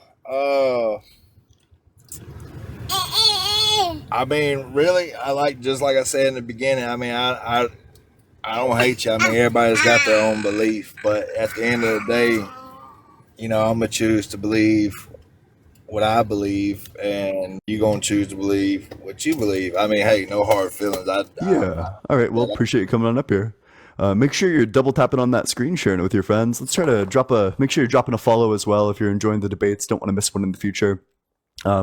Try to just double tap that screen, get all the way up to, we're almost at the 120k. You guys are phenomenal. Love all of you. If you want to support the stream, the Venmo's allegedly-Ian. Cash App is just allegedly Ian.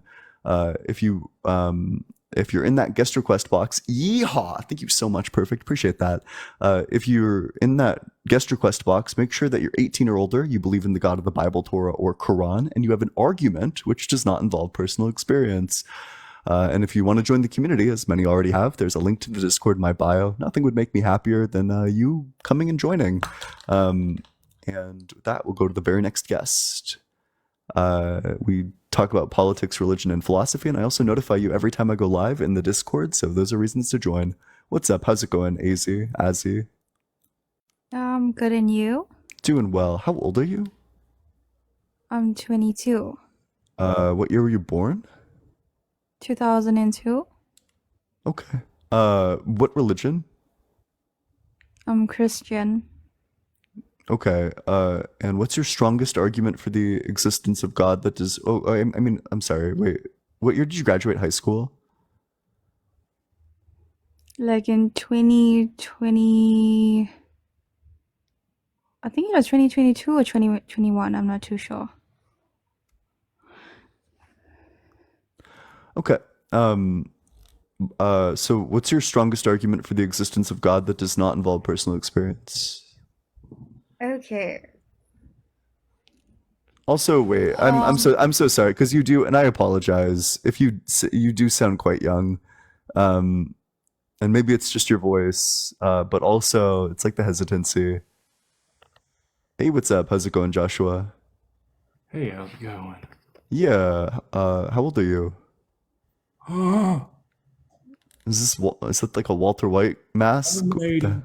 I'm 80. I'm 80. Oh. Ooh.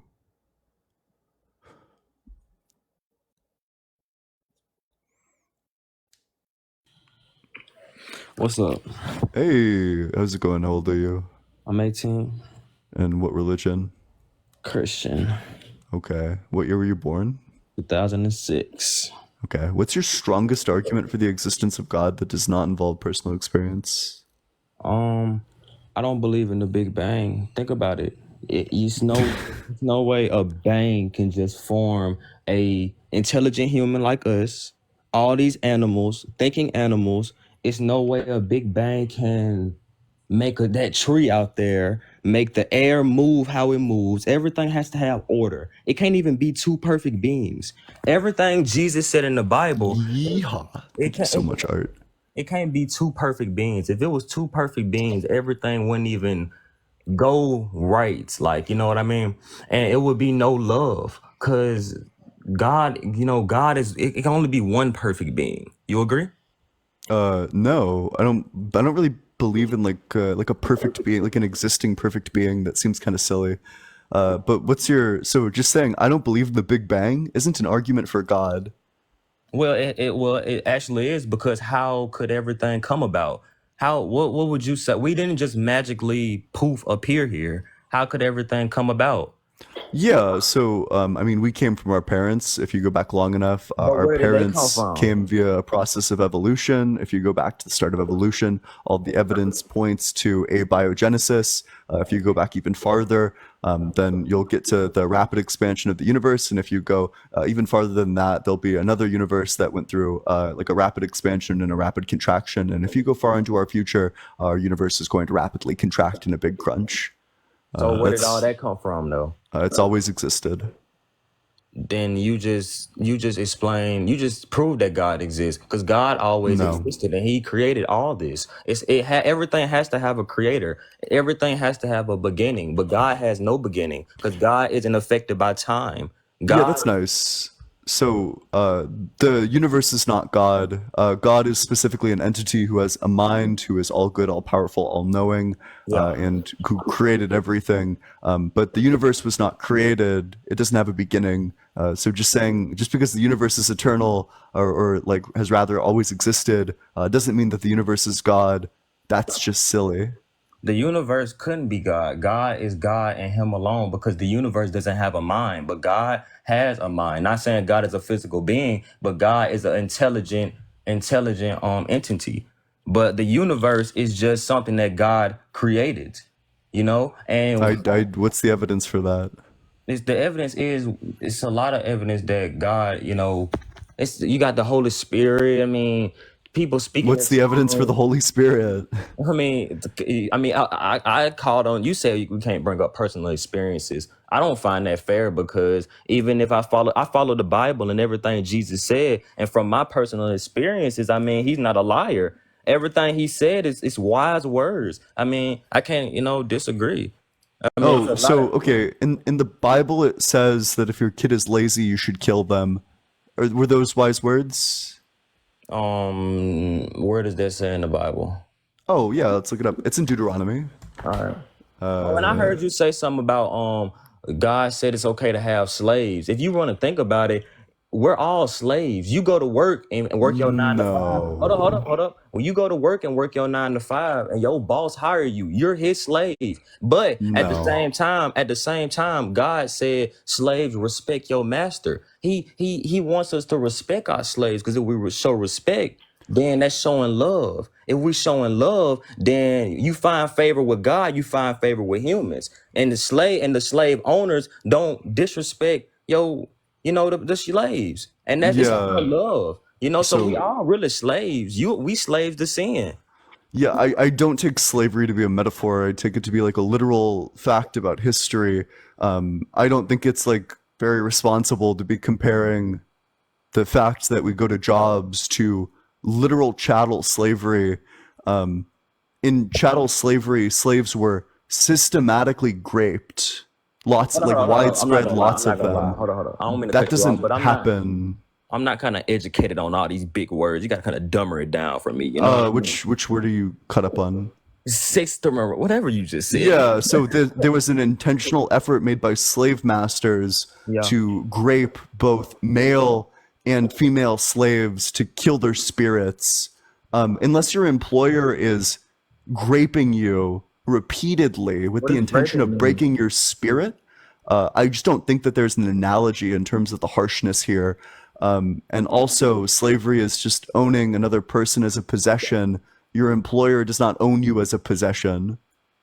No, no. Because we go to work and we work as slaves. When I'm sweeping the floor, I'm doing what he told me to do. Hey, go sweep that floor. Yes, sir. I'm going there and sweep that floor. You know, but I do it out of respect. So, you know, at the same time, the boss is the slave master, the one that owns the business. Just like I'd be at a house, sitting down, and I got my slaves in there cooking the food. But at the same time, I'm showing them respect. I pay them each, equally. I pay them with respect. You know what I mean? Wait, so God told me not to disrespect them, so I'm not going. If I follow the Bible and I own slaves, I should not disrespect the ones that's working for me. You know what I mean? It's like that's like really nice or whatnot. But I'm talking about like literal slavery. Slaves are not paid, but you get paid. Slaves can leave, or slaves cannot leave at any time. You could leave at any time if you wanted to quit your job. Slaves can get beaten. It literally says in the Bible that you can beat your slave with a rod. If your what does that boss say in the started Bible? I would beating like to see you, that. yeah, What does it okay. say? Beat slaves with rod verse. Exodus 21, 20 through 21. Anyone who beats their male or female slave with a rod must be punished if the slave dies as a direct result, but they are not to be punished if the slave recovers after a day or two, since the slave is their property. It says that you can beat your slave with a rod. Well, honestly, I have let me think, because if I know God, I know that it's a reason why and reason. I just can't say that God is an abusive manipulator and beater, because I have to understand that it's a reason. If I know God's true heart, then I know God is loving and kind. So why? Let's go deeper into that. Why did God say you can beat your slave or whatever? You know, what did he really mean by that? Because if I really know God, and I know God is love, and I really know love, love is shown in all types of different ways. Love Yeah. is I want Yeah. what would I totally get it. yeah. When you love your slave so much that you take a rod and you physically beat your slave with that rod out of love because you love them so much.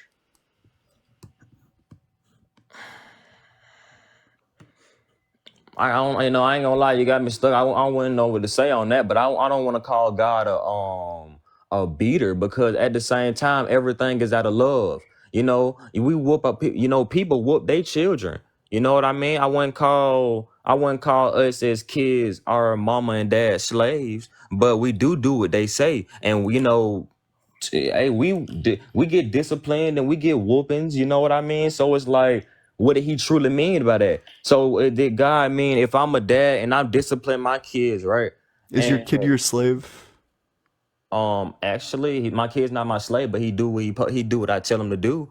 I'm God's slave. Do Think about it. you own your slave as property? You could literally do anything you want to your slave? No, I literally can't Or do you're anything. like you With my can free, yeah, with you my can't free will, wait, hold on. With my free will, I can. I mean, but I wouldn't choose to. With my free will, yeah, I with can your do anything wait. I want. With my free will, Okay. Yeah, but is it legal? Is it promoted to do that? it's not. Yeah, it's not. Wait, so God, do you think it's justified to beat the fuck out of your kid with a rod?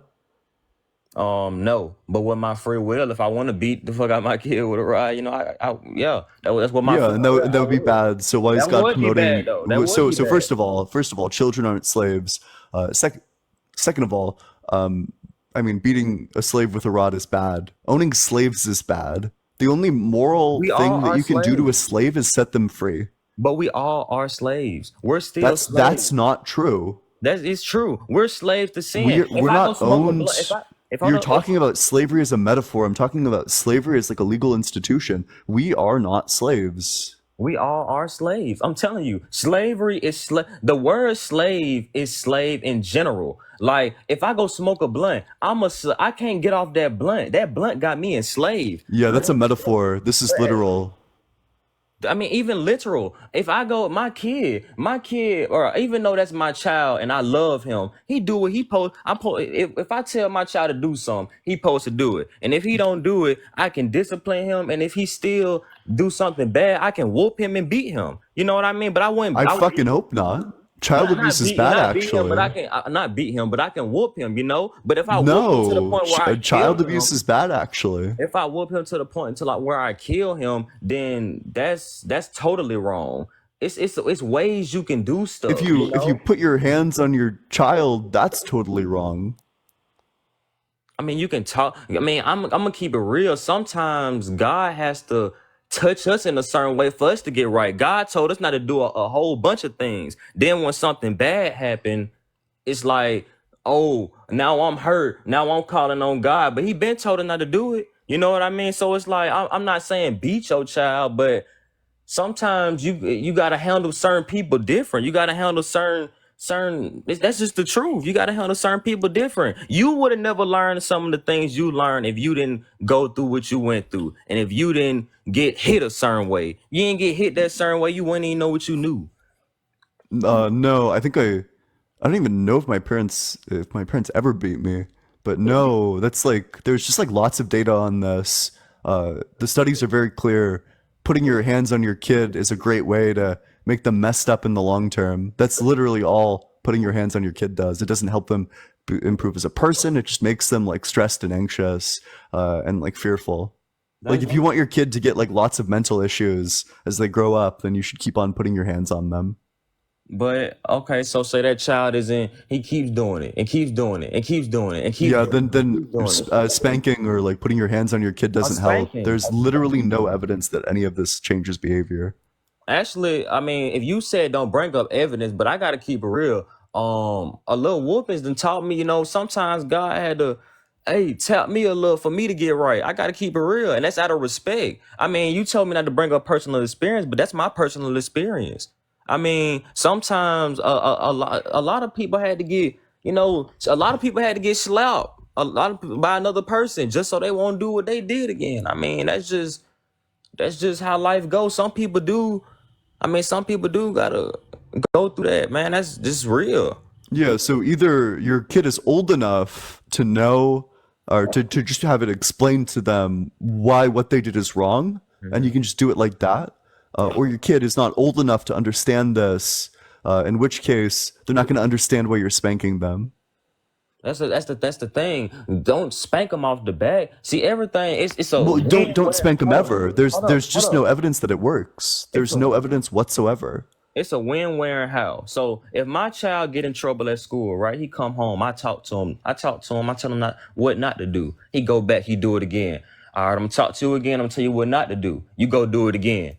I keep talking to him. You keep doing it. You keep doing it. All right, hold up. Yeah. So at no point in this does beating your kid make the problem go away. Not beating them, but hold up. Putting your hands on them doesn't help. There's just no evidence. It's about how you do it. You can always do It it. doesn't matter how you do it. It doesn't help. This is like the most well-studied thing in all of child developmental psychology. There is literally no evidence that putting your hands on your kid is going to help them change their behavior. A mountain of evidence that putting your hands on your kid is going to fuck them up for the rest of their life. That is very true. So if that child, but what if that child doesn't listen? If that child doesn't listen after the 50th time, then I mean, I can keep letting him do it, and then he can go get himself hurt in the long run. So I rather, okay, I'm gonna have to tap him a little. Then he might get right. Instead, I keep telling him not to do it, and either he gonna fall, slip up, trip, and then get himself in a situation that he can't get himself out of. Then I'm gonna feel real bad, because then I'm gonna feel like, dang, I should have whooped him when I had the chance. Do you think that the only alternatives that you have are putting your hands on your kid, Yeah. or letting them self-destruct? You don't think that perhaps there's other forms of discipline? I'd rather put my hands on my kid than let them Grimlock, thank you self-destruct. so much for the $6.66 on Cash App. Hail Grimlock. Hail 666. Hail Satan. Big W. I appreciate that. Big W Grimlock. Yeah, you can like put them in timeout, take away privileges that are related to the thing that they keep on doing wrong. There's just like a million things that you can do. Never a reason to put your hands on your kid. It is a million things you can do, but I'd rather put my hands on my But kid. yeah, but you would Okay, rather so abuse your let me ask you child. a Yeah, question. Let me ask you a because question. yeah, Would you because rather you're put your a hands on sick them? fuck. Would you rather put your hands on them or let them self-destruct? I would find a third thing. No, These no, are no, not. no, These no, aren't the no, these no, are no. not The the only third thing doesn't options. work. The third These thing, are not the only the third options. thing doesn't work. You already This used is it at you're first. talking about a reality that's not our reality. No, the third thing doesn't work. We already discussed Wait, this at first. so You putting your came putting your home. hands on your kid makes them Hold more on. likely to self-destruct. So I would rather them self-destruct because if you put your But hands that's on messed them, up. then they're going to be That's messed up. self-destructed and also abused. No, because they're going to be self-destructed. Then they can't learn no more. Wait, They wait, can't- wait. If they're Putting your hands. Wait. Putting self-destructed, your. Wait, so you think putting your hands on your kid teaches them something? It I'd doesn't. rather put my hands on my It kid doesn't than let teach. them It doesn't fix self-destruct. anything. So you rather let them self-destruct than put They're your... going to self-destruct either way. It's just a question of No, whether it's you want them not. to No, self-destruct it's but be not. abused, Because or you never know what a good... You never just know. like self-destruct. So, but of course, because we live in reality, there's a third option. There's all sorts of disciplines that are effective. You can explain why what they're doing is wrong. You can allow them to just experience the consequences of their actions, just a little bit of it, and then actually help them to change their behavior. You can put them in timeout if that's like age appropriate. You can restrict privileges that are related to the way that they're going wrong. There's just a million different things But, that you can hold do, up. We all of discussed which this are at much first, more though. effective than putting your hands on your kids. But we discussed this at first. I first told you she came home and I told her what not to do. And I told her about 10 times, but she didn't listen. So then my question was, are you going to whoop her now or let her self-destruct? There's a third option. What's the third option? I done told her, It put her in depends. timeout. Yeah, it depends how old your kid is. I told her, put her in timeout. I mean, what's the third option? Wait. So how old is your kid in this scenario? My kid is 12, good young age, 12. Let's say 12. Yeah. Effective parenting for kids, effective disciplining for kids at the age of 12. A positive approach to discipline involves agreeing on and setting limits for behaviors. You could praise them for good behavior. You can help redirect them when they're doing a harmful behavior to a less harmful behavior. You can teach them what the consequences of their actions are. There's and again, but it's not. So you are presupposing that putting your hands on your kid is actually going to fix anything. So It when doesn't. they came home, what did I say I did? Talk to them about it. So what is that doing? Telling them. What did you If I'm redirect talk- them to? If I'm talking to them, then I'm telling them you can't slap that person, because if you slap that person, then they can start a whole fight, and then when that starts a fight, other people can get hit. And if I'm telling them that, and then they still go back and do it, then it's like, okay, hold up. Gotcha. So you were trying to avoid Avoid the conflict. the outcome of Yeah. kids getting hit by Yes. hitting your kid. No. I was trying to avoid.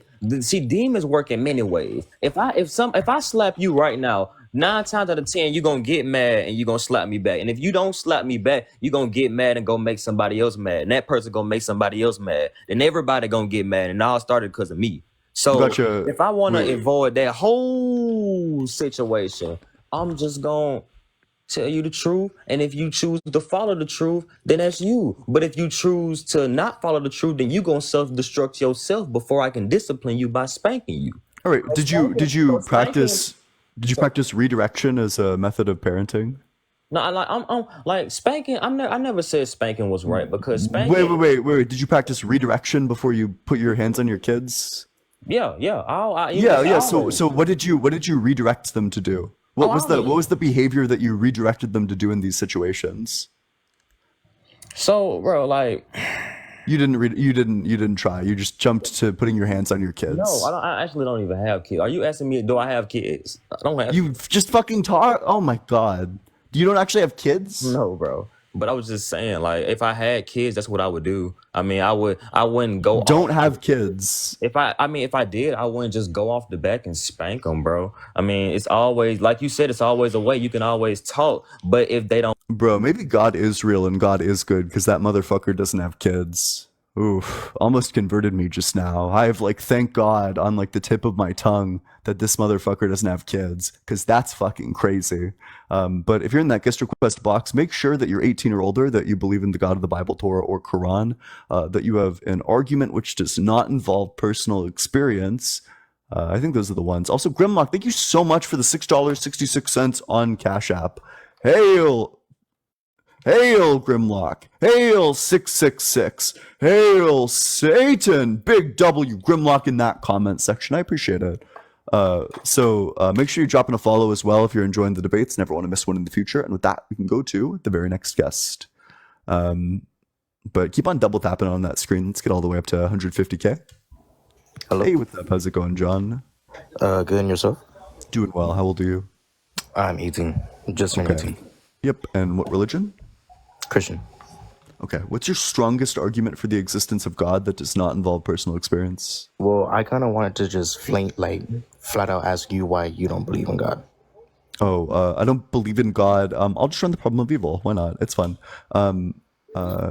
Because so if God exists, then he is all good, all powerful, and all knowing. If he's all powerful, then he has the power to prevent evil. If he's all knowing, then he knows how to prevent evil. And if he's all good, then he has a desire to prevent evil. But evil exists.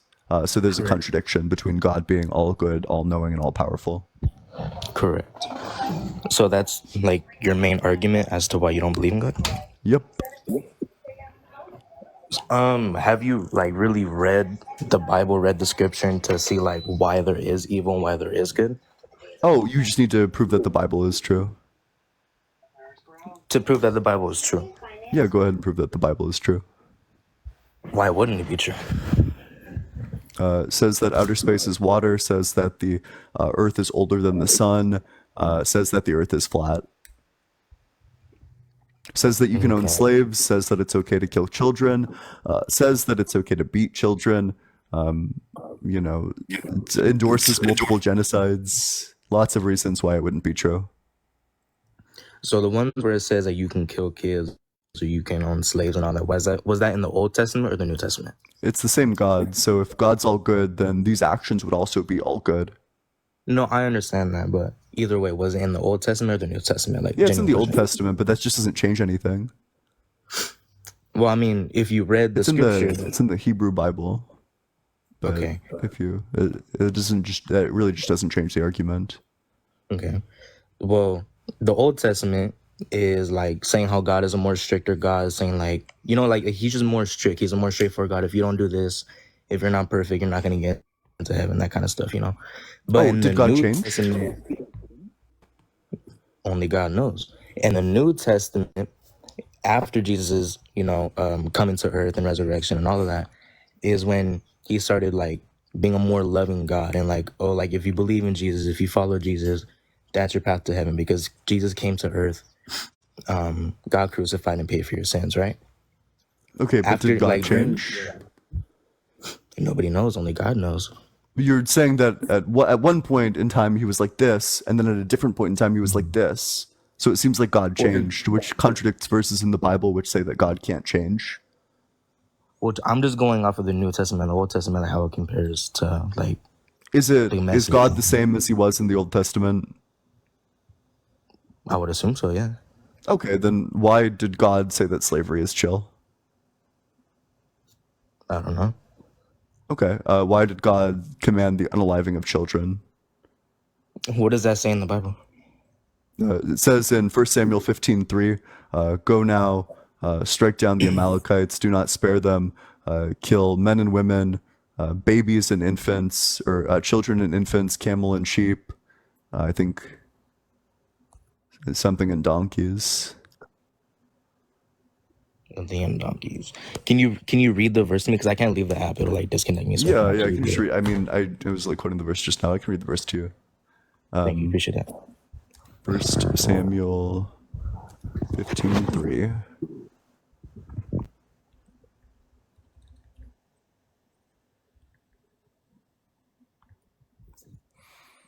Now go attack the Amalekites and totally destroy all that belongs to them. Do not spare them. Put to death men and women, children and infants, cattle and sheep, camels and donkeys. Okay, and what's the context? Which context is it okay to kill infants? Can you? I asked you a question. What's the context? Yeah, the context is that 300 years earlier, the Amalekites attacked the Israelites. Mm-hmm. Well, I mean, I'm not gonna speak on something that I don't know because I didn't even know that was a verse in the Bible. I'm not gonna speak on it. I don't want to say something wrong, but just like going off of what I know is, God is all loving according to the New Testament. The Old Testament is that He was a more stricter God. If you don't do this and this, you're not gonna get here. But I want to ask you, like you never believe that Jesus came and roamed the earth. Like you don't believe in His existence at all. Oh, so Or you we're just don't believe in I just want to be clear. So you can't contend with like any of the verses I'm throwing at you. So you want to pivot to something else? That's fine. I think Jesus was a real person who actually existed. I just don't think He was the Son of God. So you just don't believe that He was the Son of God. Nope. What do you believe? I think that He was just like a dude, and He had a following, and then He was killed. So you don't believe that He was resurrected? No, literally no evidence for the resurrection. Well, I mean, the evidence is in the Bible. Obviously, Oh, back then, gotcha. So then I just have like an easy question for you. Yes. What's the evidence that the Bible is true? Eyewitnesses. There was 500 eyewitnesses. Yeah, and where can I read about these 500 eyewitnesses? In the Bible. Gotcha. So the Bible is true because the Bible is true. Can you tell me what the problem is with my extension cord? Why is it not working? Because it's not plugged into an outlet. Gotcha. Yeah, it's plugged into itself. Similarly, you can't say that the Bible is true because the Bible is true. You need to cite something other than the Bible to prove the truth of the Bible. Well, I mean, there was 500 eyewitnesses. That's almost like saying like you meet somebody, right? And they say like, oh, like my grandparent was a soldier, or like you know what I'm trying to say? Like just an example, and like you believe them, but like there was no records. Like you don't, like it was just a witness. Like you know what I'm trying to say, and you believe that person. Like you know what I'm trying to say? Like that. No. Kind of, okay. So you're saying that the resurrection in the Bible is true because of the 500 eyewitnesses, which of course are in the Bible. Yeehaw! Thank you so much, Ulan. Of course, these people, that actually happened. There were 500 eyewitnesses. We know that, of course, because the Bible is true, the original claim. So you're saying that the Bible is true because the Bible is true. I believe that the Bible is true. Yeah, and I don't. So can you cite me a source that's not the Bible? I can't do that. Okay, so the only way that anyone could accept your argument is if they already believed in the Bible. Is that correct? Well, yeah, the belief is the whole point of Jesus Christ and God. The whole point is belief and faith. Like, there's no evidence to prove the Bible. Nobody truly knows if the Bible is true. And I'll admit that, like, nobody truly knows. But what the Bible states is that belief and faith is, like, the main thing in, in that whole thing is just belief and faith. Why would I want to believe in something that has no evidence? That's your personal preference, then. Okay, I'm gonna prefer to believe in things that have evidence. Okay, I mean, if that's how you want to live, then I guess, but I mean, so, okay, let me ask you something. So you think that, why do you think we're on Earth? Like, why do you think humans roam the Earth? Are you asking, like, existentially, like, what's our purpose? Or are you asking, like by what process did we get here? No, like the purpose. Oh, I think that we make our own purpose. I think that purpose is entirely subjective, but that you're more than welcome to subjectively create your own purpose. Mm-hmm. So you think that we are just put on this planet, we create our purpose, and then we just die? Yeah, we happen to exist and we hope to explain it. Whereas you get your purpose, not one that you create yourself, but rather you take your purpose from like a Bronze Age fairy tale. I'm just not sure why your purpose would be meaningful at all when it wasn't even created by you. You're just doing something that somebody 2,000 years ago said to do. Mm-hmm. Well, I mean, everybody has different beliefs, and if you don't want to believe that, then, that's cool, I guess. But I mean, like, my other question too, like you said, is how did we get here?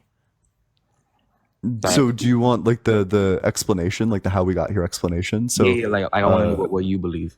yeah, we came from evolution. So you think we were monkeys and apes, and then we just Half no. We were never monkeys, but we are currently apes. We were previously apes. Our descendants will also be apes. Humans are classified as great apes. okay, and you believe that because of science, correct? Yeah, it's our classification, yeah. And the DNA, like, yeah. I mean, science, yeah, but it's like broader than that. It's like the DNA evidence. Mm-hmm. And how did scientists come up with that, with the DNA? Like, how did they even? Yeah. So just like the unbelievable mountain of evidence in the fossil record, the unbelievable amount of evidence in like the DNA specifically, that either we shared a common ancestor or God intentionally put all of this useless DNA, like the same pieces of useless DNA in all of the great apes. We definitely share a common ancestor with the other great apes. Otherwise, there's just no explaining like a million different facts about our DNA. Okay, and then how did the apes come before us? Like, how did that all happen? Like, how did it come to Earth? Evolution. Oh wait. How did evolution start? Evolution. Yeah. All the evidence Because you said suggests that like, we evolution came from starts apes and all that. via Like, a process of abiogenesis. That there was the ideal conditions for the formation of the first protocell via the coming together of various organic compounds. and that was proven where? Oh, I'm just saying that that's where all the evidence points to. Okay, but nobody really like knows for sure. That's just what it's pointing to. Yeah, this is like the view that's supported by evidence, as opposed to your hypothesis, which is that like God said abracadabra. Okay, and then how was the world made? Like, how did the planets and the stars and the suns and all that, the universes, how did all that come to be? I'm pretty sure like the scientific consensus is just that gravity pulled them all together into the formation of our solar system around 4.5 billion years ago. Okay, but how did that all come? Like, do you believe in the Big Bang Theory or what? Yeah, I believe in the Big Bang, yeah. Okay, so how can something come from nothing? So the Big Bang just states that the manifold we exist on rapidly expanded. That's not saying that there was nothing before, but rather that I think the universe has always existed and that it rapidly expanded and that eventually it's going to rapidly contract. And then after that, it's going to rapidly expand again in another, what you might call Big Bang. So you think like it's always existed, like it's always been like there wasn't a start, or No, like, you yeah, think exactly. always- I don't think there was a start. like, but I mean that doesn't really make sense though. Oh, do you think that God had a start? He is the beginning and the end. Gotcha. Wait, so you have no problem understanding that God has no beginning, but when it comes to the universe, you just No, think I'm that trying that's to like understand crazy. because that just doesn't really make sense how you believe in the universe not having a start, because there's no evidence that proves to that. Yes, but there yet is. you won't believe in a God. Yeah, there's the quantum eternity theorem, which indicates that insofar as there's a non-zero amount of energy in the universe, that the universe has always existed. Okay, and can you find a source for that, please? Yeah, it's the quantum eternity theorem. The source is Sean Carroll. And what evidence points to that? The Schrodinger's equations. It's just a derivation from the Schrodinger's equations. All right, well, I don't know much of that, but I'm just going based off of what I know Okay. and what I believe in. So, I mean, that's the evidence. Just the entire field of quantum mechanics is the evidence that the universe has always existed. Okay. So you'll believe in other people's work, but you won't believe in eyewitnesses? Oh, well, we don't have eyewitnesses. You haven't proven that the existence of eyewitnesses. Okay. I would believe eyewitnesses if only there were any. And you just don't believe that because nothing like proves it? Yeah, there's no evidence. So you base your life and beliefs off of evidence? Yeah, exactly. Oh, and thank you so much for the $10 on Venmo. Huge W, Owen, in the comment section. I'll check out that website. Appreciate it. I was on your live like a couple days ago or a week ago, something like that, and I remember this guy telling you about the Shroud of Turin. And like, do you just completely like not believe in what the new study found, or Oh, it or seems what? to be using an inaccurate dating method. Okay, so you don't believe in the image that popped up in the dating? So the image that pops up, that's real, but it's just that it's a forgery from like 1300 years or from 1300 AD. It's a forgery That from like was 700 years ago. that was the old experiment. The new experiment pointed back to 2,000 years ago. The new experiment uses a flawed methodology. It uses a method that's much less reliable. Okay. Whereas, so like the modeling required for the new method is like catastrophic, whereas the math required for this method is in fact quite simple. The one that dates it at like 1300 AD, the only reason why somebody would want to use that method is because they wanted to prove it to be from the age when they want it to be from. Okay, but the man who was experimenting with it was an atheist. He didn't believe in it, and so the results came up. I'm skeptical of that. Do you have a source saying that the person was like an atheist and then they just changed their mind? Yeah, I say that.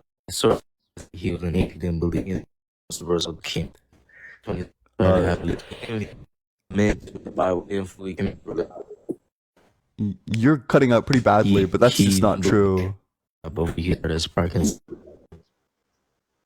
Where you're cutting out super badly, but unfortunately, that's just like super untrue, right? If the article said I was an atheist before this experiment, now I believe in God, then I super wouldn't trust it because that's like the least scientific thing I've ever read in my entire life.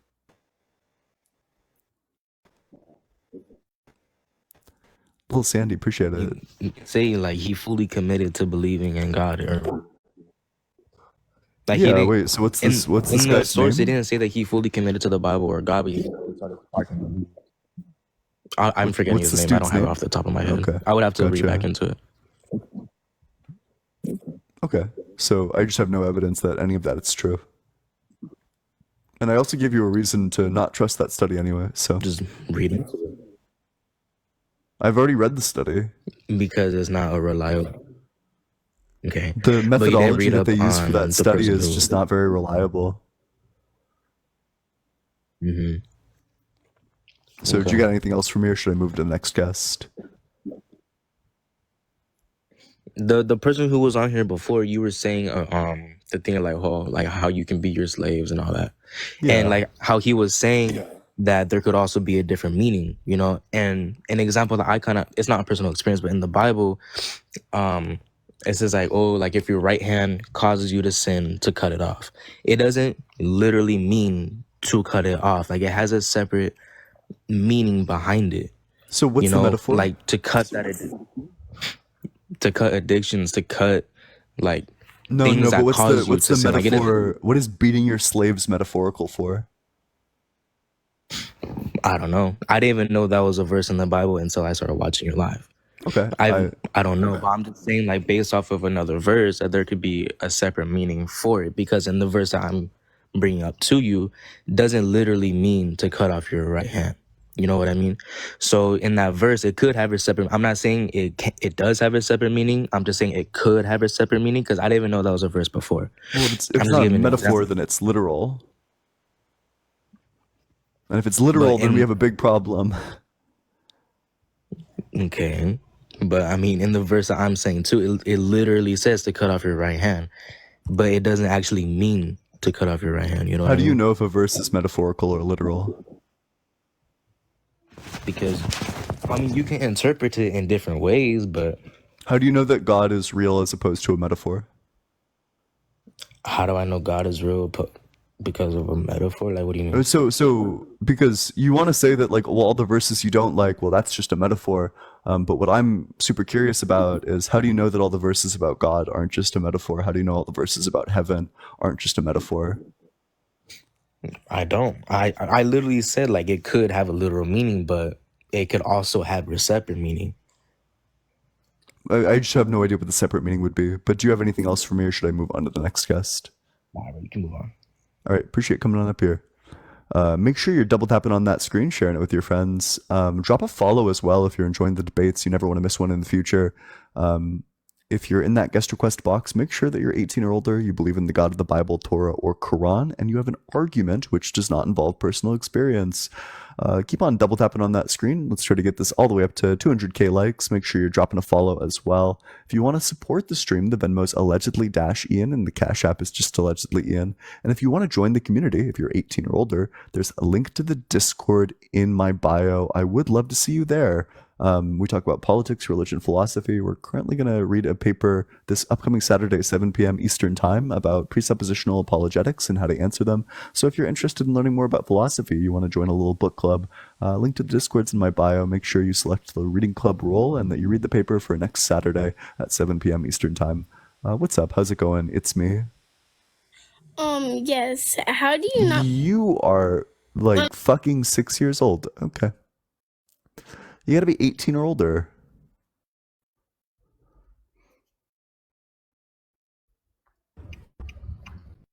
Hey, how's it going? Oh, well, that's not. You do. The hidden rule that almost never comes up.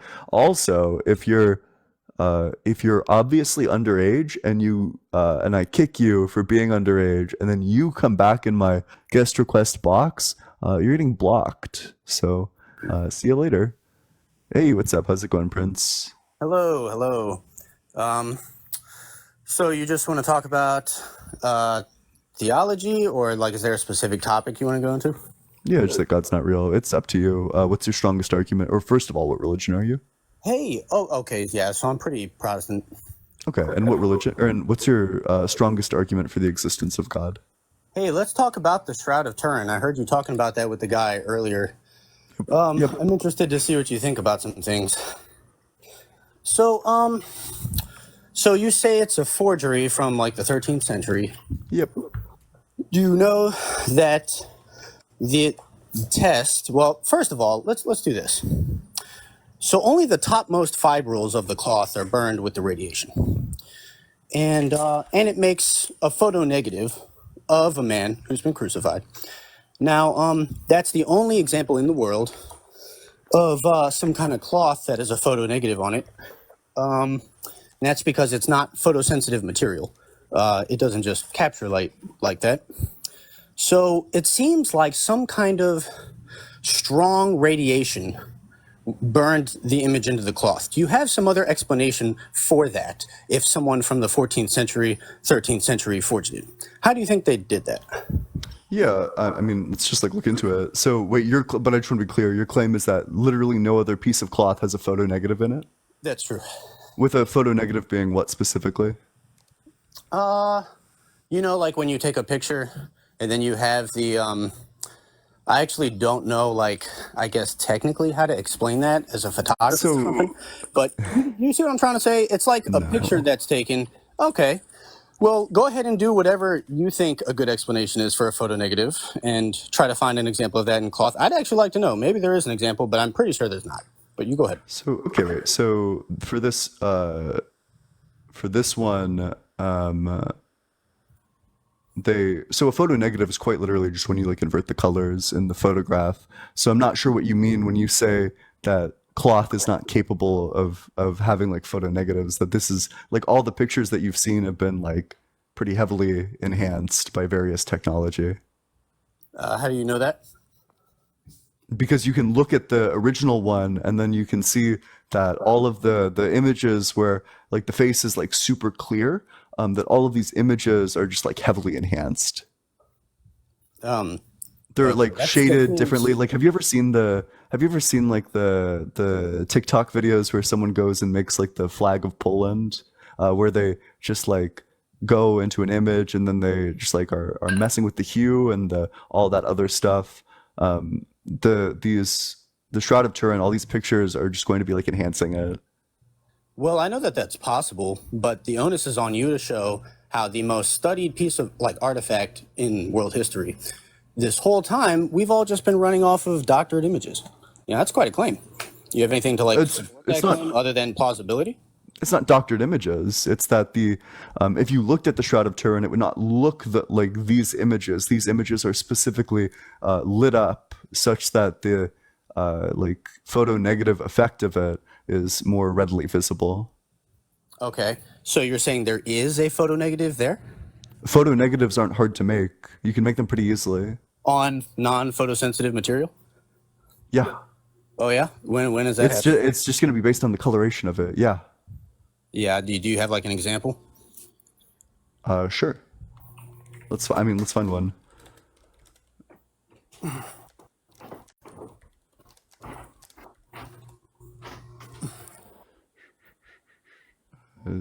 Brownish image. Okay.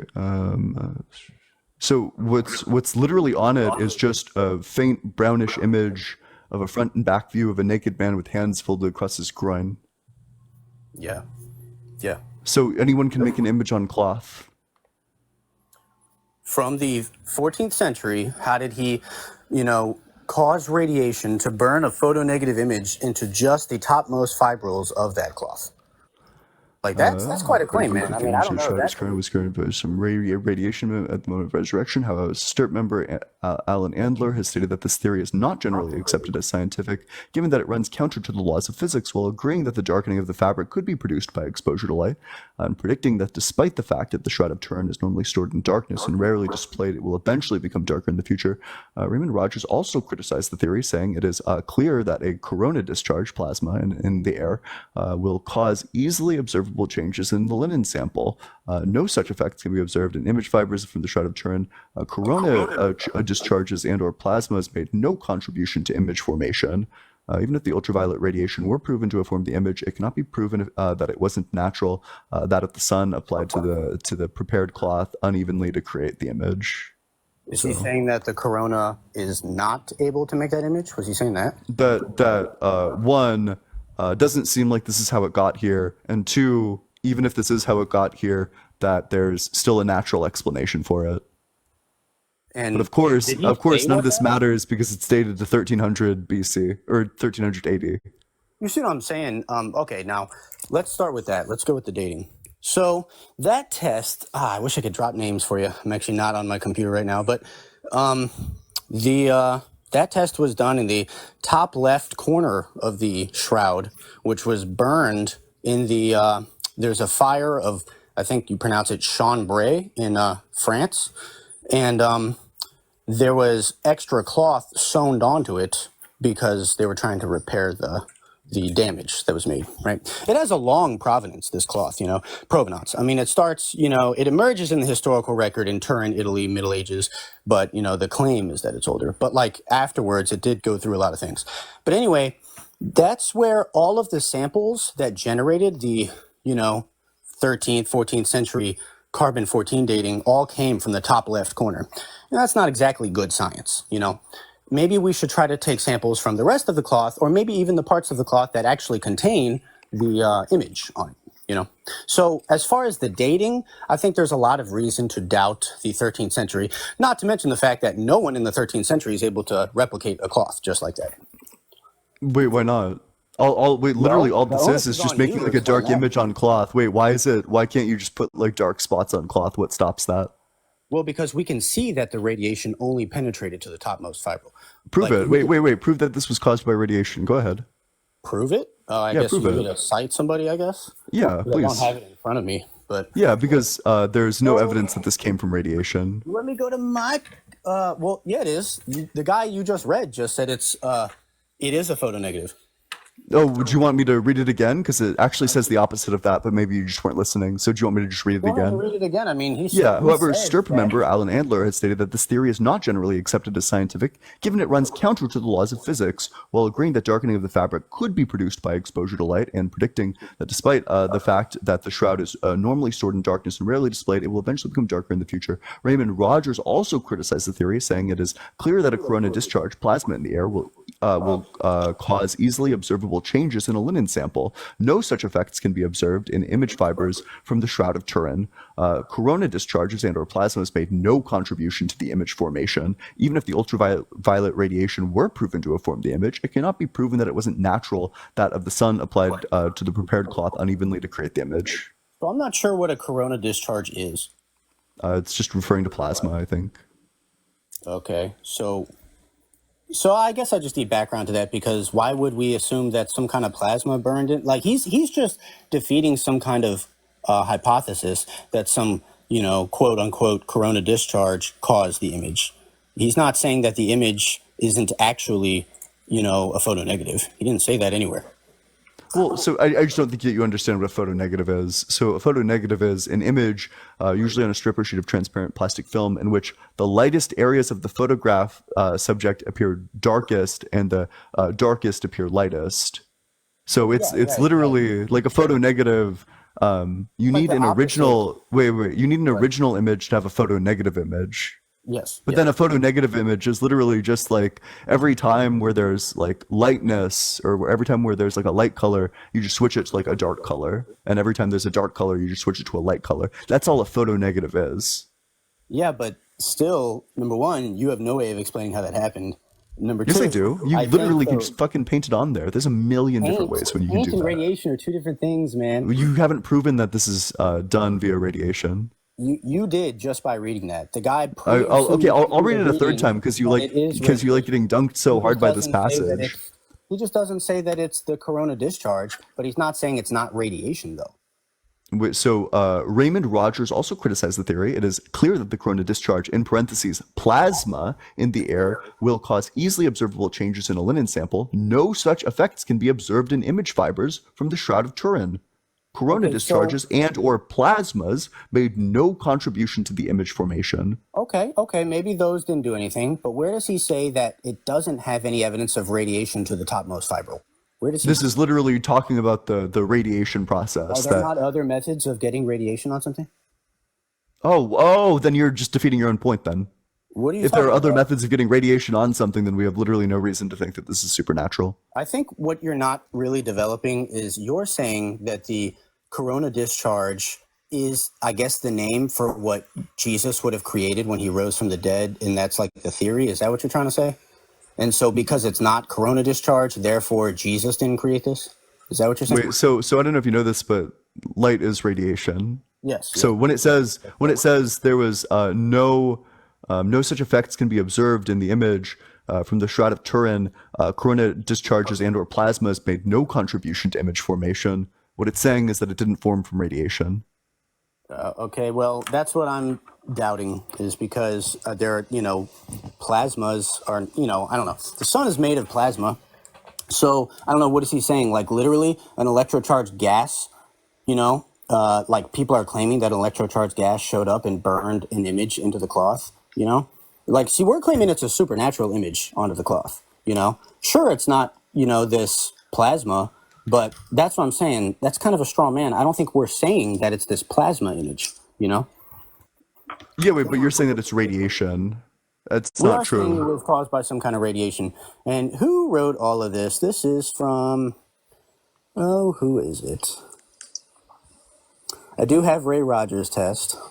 I do have Max Fry's test, who also determined that the pollen grains on the shroud are all pollen from northern Judea, from the 1st century. I'd love to see the study on literally any of this published in all of an this is accredited from- peer-reviewed journal. This is Father Robert Spitzer's evidence. Oh yeah, Father Robert Spitzer. I'm sure he came into it completely neutral. So are you claiming that every scientist is neutral or something? Well, I'm saying that it's like a huge conflict of interest to study the artifact that's been a confirmed forgery via radiocarbon dating, and then proceeding to be like, well, I guess it actually is real. I did the study myself. It is real. Well, go ahead and I explain think, how especially they is it published in a peer-reviewed journal? I don't know. That's a good question. I'd love to see what the peer-reviewed journal is. Okay. So you only believe things that are in peer-reviewed journals? When I'm talking about scientific claims, I try to, yeah. I try to look for the best evidence rather than the evidence that agrees with me.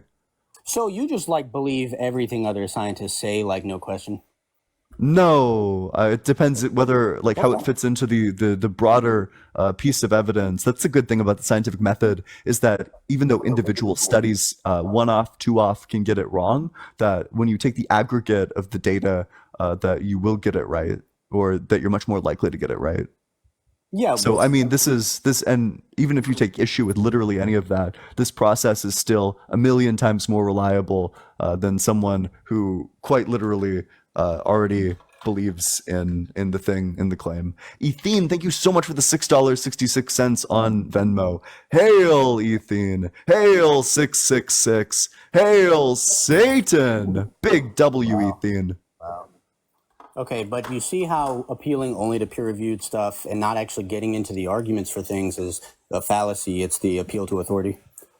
No, not at all. It's what it actually is just the demonstration of science. So the first argument is going to be that science leads to reliably true conclusions. The second premise is going to be that the totality of studies related to the Shroud of Turin, which indicate that it's not real, are the scientific consensus. Therefore, the conclusion is going to be that it is a reliably true conclusion to assume that the Shroud of Turin is a forgery.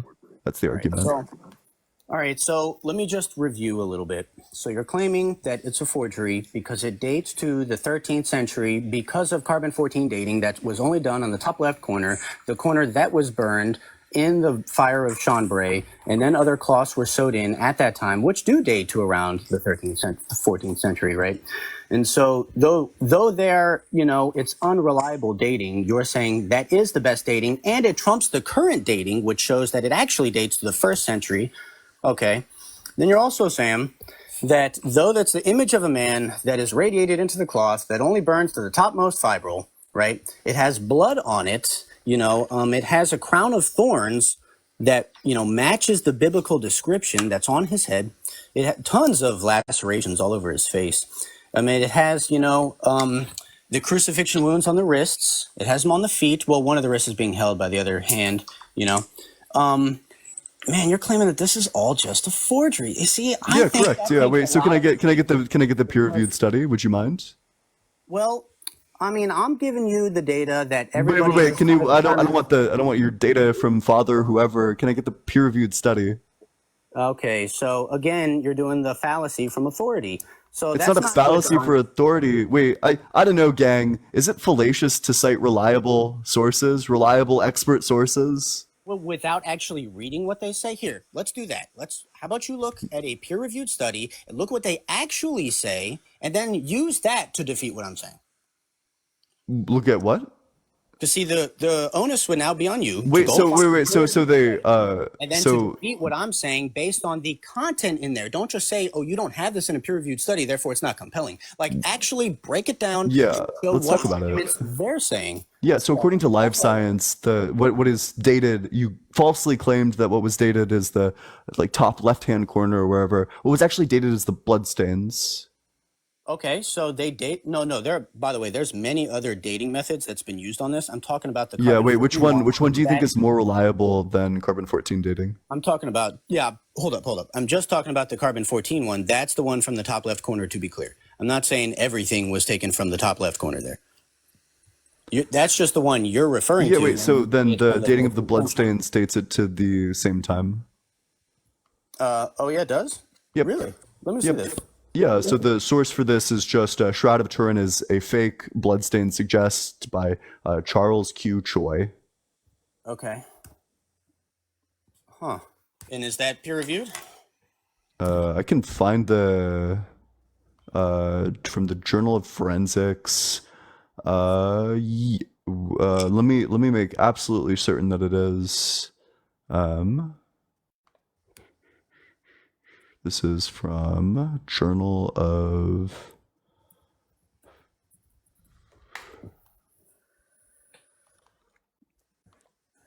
So you said Journal for Forensic Sciences. Bloodstain Science. Yeah. Okay. Wow, he has the right image. Wow. Yeah, I mean, if he doesn't say anything that doesn't explain. Yep, it's peer reviewed. Yeah. There, okay. Do they explain how the radiation got there? What's the evidence that there's radiation on there at all? I mean, that's pretty ubiquitous. Everybody says radiation's on there. Can I just get the source? And you might be right about that, but can I just get the source? Yeah, I mean, if you're not going to take the Father Robert Spitzer, then who else can I think?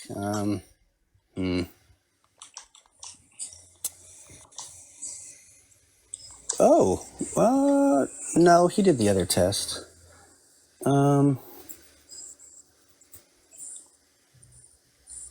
Yeah, I guess I don't have the name of a person who's done any peer-reviewed thing on calling it radiation, but I mean, I guess I'm making the positive claim that it is radiation. I made a source. You just don't like my source.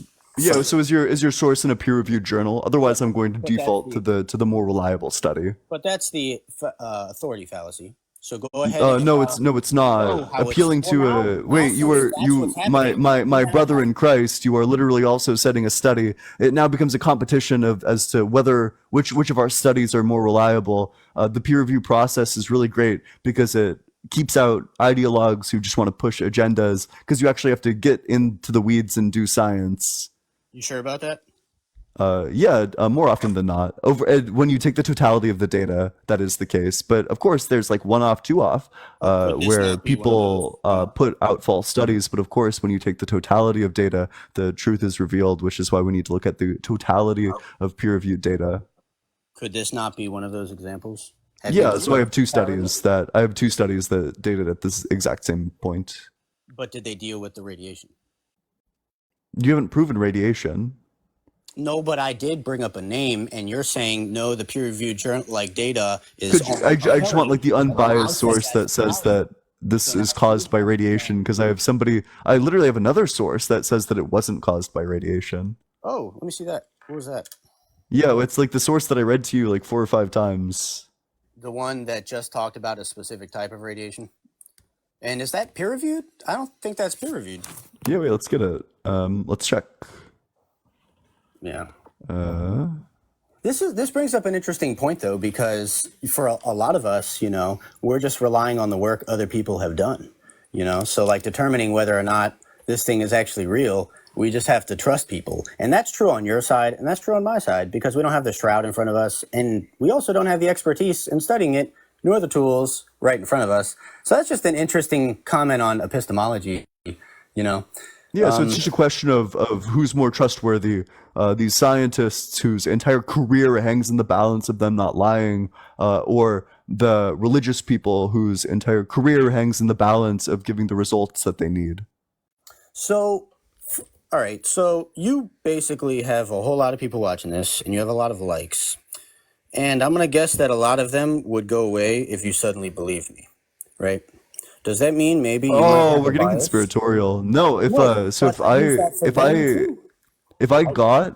I believed in God, then I would run the exact same lives. It's just that it would be God Israel. I built up my platform once. I can build up my platform again. I'm just not worried about that. Dude, I believe you're totally capable. Good point. However, I just think that a lot of these scientists, and this has actually been proven from a lot of them who came out and admitted about it, especially geologists, that's really what I'm like aware of, is that they say, yeah, once I started believing that there's evidence of a global flood, I got random notes, written and like taped to my door at the conference hall, just saying like, hey, you're going down a weird path. You shouldn't be doing this. That's not cool, Okay, There's this so strong, they actually say people like geologist Stephen Grocott or like Ron Neller will argue, yeah, scientists are more biased than the regular guy down the street because the system forces a bias. You see, the system requires you to get agreement from all of your peers. So if it kind of discourages adventure in finding new things. Because certainly if you do not. that, people might shoot it down. Oh, now you don't get government funding anymore. Certainly not. That's not true at all. If you have if the research is real, then certainly you can do the research. Now, of course, if you're a hack scientist who believes in the biblical flood despite literally no evidence. Wait, also, do you think peer review is when your peers agree with you? Do you think that's what the peer review process is? Well, if you don't pass peer review, you don't get to the journal. But can you describe to me what you think the peer review process is? Or do you have no idea? They have to review whatever work you did and determine that it was in good science or in good history. And then it gets to be published in the journal. If not, then it won't get published. Wait, Example of this you think? is Wait, the, wait, wait. I just want to be clear. You think that's what peer review is? That's correct. Other You wait, wait, wait. other Are you scientists review it. aware of the fact? Are you aware of the fact that part of the peer review process is getting your study torn to shreds by other people in the field who give like critiques That's what of review your means. entire methodology? That is what review means. Yes. So then, what's the problem? No, I'm saying I know they do that. Yeah. But I'm saying that there is a bias, and I cited some scientists. What do you think about that? Oh, can I? If I looked up any of these scientists, are any of these people taken seriously by their fields anymore? Anymore? That's an interesting question. Yeah, yeah. Because if I Google these scientists, are they all disgraced researchers? Let's actually test that hypothesis right now. Give the name of the scientists again. Let's investigate what these people are up to. Google Dr. Ron Neller. Ron Neller? Neller? Yeah, Ronneller. Yeah, it's really phonetic. Dude was a fluvial geomorphologist coming out of Australia. I'm not sure what city. And then he was an atheist for about 30 years in his The study. United States Marine Corps 4-star general, or which one? No, look up fluvial geomorphologist Ron Neller. That might be. It's Neller. Did I mishear that? Yeah, Neller. Yeah, I'm getting literally nothing about this dude. Oh, so we have Dr. Ron Neller from evolutionist to creationist. Yes, that's it. What convinced Dr. Ron Neller that the biblical flood was a historic event? Wait, so what's if we go to Google Scholar and look up Ron Neller, what are we gonna find? I don't know. He published many papers, and he wrote books too. That was back when he was, not a creationist.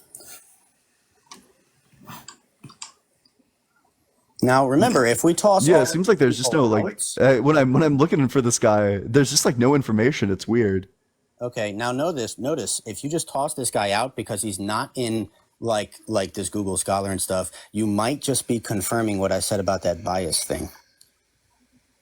Yeah, it's totally fine. Wait, so I would just need to see where the I mean, I would love to read through the evidence, the methodology of his paper, but if his paper is rigorous and scientific, then why didn't he try to get it reviewed by critics? Well, Can you name which critics reviewed his paper? No. Oh, yeah, it's because he didn't have it reviewed by critics. It's because there was no pushback to any of his creationism. That's quite a claim from a guy who doesn't know anything about him. You can't name a single one. No. You just took what I said, then turned it into he's never had pushback from anything he's done as a creationist. Yeah, wait. So what's the creationist pushback? With no evidence behind it. What's the review process? So where does he get published now? Is it like the Institute of Creation Research, the ICR? Is that where he gets published nowadays? What's the peer review process for the ICR? He's with Creation Ministries International now. Oh, Creation Ministries International. What's the peer review process for Creation Ministries International? Oh man, probably the same. Ministries International. Yeah. Peer review. Yeah. So anyway, why don't we go ahead and leave the... Wait, no, let's stay with it. Let's stick with it. Well, how about you just hear his arguments? How about that? 'Cause But let's see if there's literally any familiar with pushback. theology like that. Let's see if there's literally any pushback to literally anybody he's saying. Oh, okay. I mean, actually, if you go to the creation.com articles, they have like 11,000 articles there, but like there are people in the comments who challenge them. So, that's a place to start maybe. Maybe they have some stuff on that. I'm just going off of his testimony. When he says... Oh, his testimony, sure. When he was, I guess he could be lying about it, but in Christianity, lying is kind of bad. But like, he was an atheist, an evolutionist for 30 years as a researcher, as a scientist, and he was a geologist in China, South America, Africa. And he said it was only after 30 years of seeing all of this evidence, like planation surfaces across the continents, like tons of sedimentary rocks that cover all of the continents. 70% of the continents are covered with sedimentary rocks by flood deposits. And even old earthers agree with this, and then he was like, guys, there seems to be some kind of evidence for this stuff. And then they were just basically, hey, I'm not considering that. We're not talking about that. And he goes, okay, all right. And then years later, he would see more evidence, and then he'd bring it up again. And then they would say, we're not discussing that. You're not bringing back Noah's flood, are you? You know, and then he'd go, no, I'm just, how else do you explain how Africa, 60% of it is covered by, you know, a plateau? You know, how else is that made? And then some of the rock in the plateau will be hard, some will be soft, yet there are no ridges visible. Therefore, there hasn't been enough time for erosion to happen. It's just flat. You know, he would say things like that, and people wouldn't hear him. Then he comes out publicly with it. And my guess is it's at that point that he lost his job and had to get a new job. And so then he goes to the people who agree with him and it's like, guys, I'd like to work with you because I think there's some big bias out here and I'd like to expose it. Let me help you. And then he joins Creation Ministries International. You know, that's how he describes it. You know. Yeah. So what's the source that this happened? Oh, you can just YouTube it. Yeah. So I assume the source is him, but what evidence does he provide that this actually happened? What's he supposed to do? Like, I don't know, documents, emails, something of that sort. It's funny because he says that he had a friend who was like, no, none of this is true. Look. Yeah, wait. But what physical, verifiable evidence is there for any part of the story? What would be something that would convince you? What would Yeah, be- like an email. Like an email from what? Yeah, like an email from someone saying like, "Hey, this is like a no-go research area. If you keep on exploring this research area, then you're gonna lose all of your funding." Could we like provide the email for that, or is it all just like, is the source just like literally trust me, bro? Couple things I want to say about this. So you're funny. That's cool. Couple things I want to say. Number one, do you do this same kind of inquiry with scientists that you read? Yeah, of course. To be honest, like the last guy you just read, do you know what his beliefs are, and if he's a Christian or not? I mean, do you even know any of this? Oh, so that's irrelevant, right? Because the scientific method is supposed to be done secularly. Even So the when all of these people Christians, who claim even the to be Christians are scientists supposed to do it who are- secularly. Okay, so when these Christians who do this science secularly but come out with the evidence for the global flood, what do you think of that? Oh, that's just nonsense. If the flood happened, how Well, did the that's a kangaroos double get standard, to? brother. If the flood happened, how did the kangaroos get to Australia? Well, there was a land bridge. Proof? Oh, okay, well, you know how there's a land bridge between Siberia and Alaska because of the ice taking all the water out of the oceans? Yeah. That is what happened with Australia. Yeah, proof. I mean, how did any animals get there? Wait, not a question, a source. What's your proof for that? Proof for that? Proof for that, So what yeah. are you looking for? Like another? Yeah, like a peer-reviewed source that study? says that there was a land. So first of all, how long ago was the flood? 4,400 years ago. 4,400. So like 4,000. Yeah, that's correct. That's correct. Yeah, gotcha. So what's the evidence that there was a land bridge 4,400 years ago that spanned directly to Australia? Well, let's see. Do you believe in the? Wait. I don't land want to question. I want a Brother, source. that's What's your not fair. source? That's not fair. Okay. Wait. You You hear out my have reasoning. admit that you have. Wait. What is the next thing out of your mouth? Is not a question, but a source. Asking me a question is not a source that substantiates your argument. So go ahead and give me a source that says that there was a land bridge. You're making a scientific claim, so give me the scientific evidence. Okay. Like a website, I guess. I don't know. Like a study, perhaps.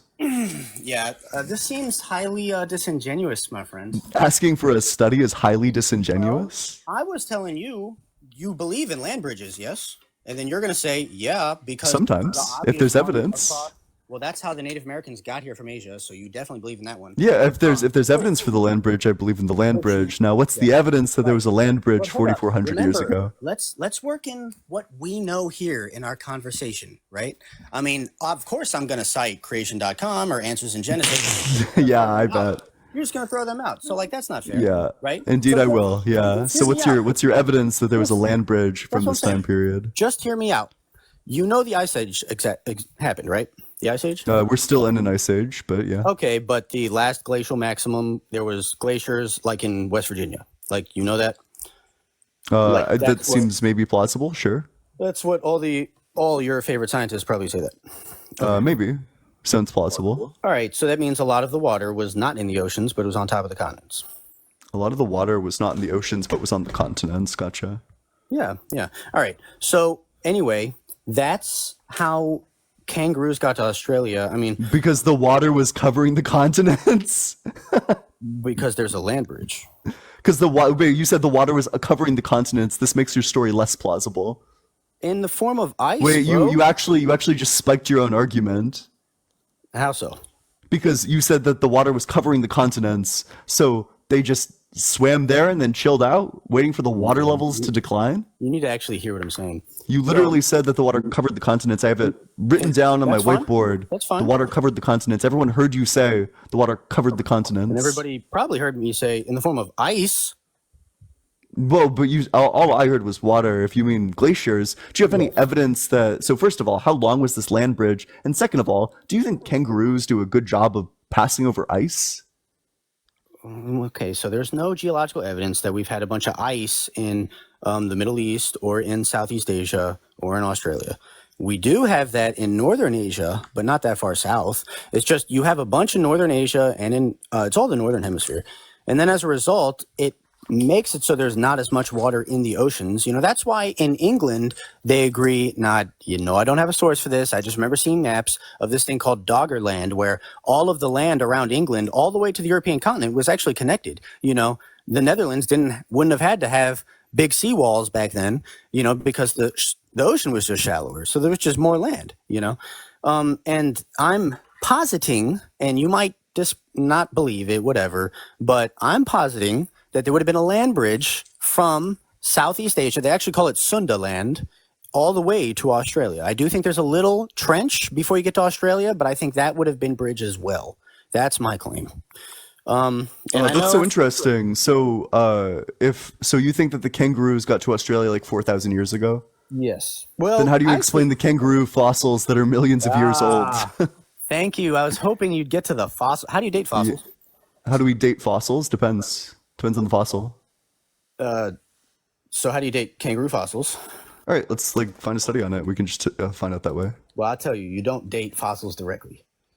Fossils don't have any radioactive material in them, so you can't do any radiometric dating. You have to date them by the rock that they're in or near. And sedimentary rock also, you can't do radiometric dating with that. You have to do it with volcanic rock that could be possibly nearby. So dating fossils is hard to do, number one. Number two, we can't make fossils today. Like the lab, sure we can. But I'm talking about regular processes today. Rarely ever make fossils. A big old flood with a bunch of sediment would easily make a lot of fossils and then bury it with 50 feet of sediment. You know, that's what happened with the T-Rex over in the Hell's Creek Formation in Montana. You know, they're covered by that's so tons of interesting, sediment, right? That's so That's how fascinating. Wait, fossils so are made. you're positing that all of the kangaroo fossils just got washed up to Australia? What a statistical miracle. So actually what I'm going to say is that, that's what you're claiming. Only Australia has kangaroo fossils. Yeah.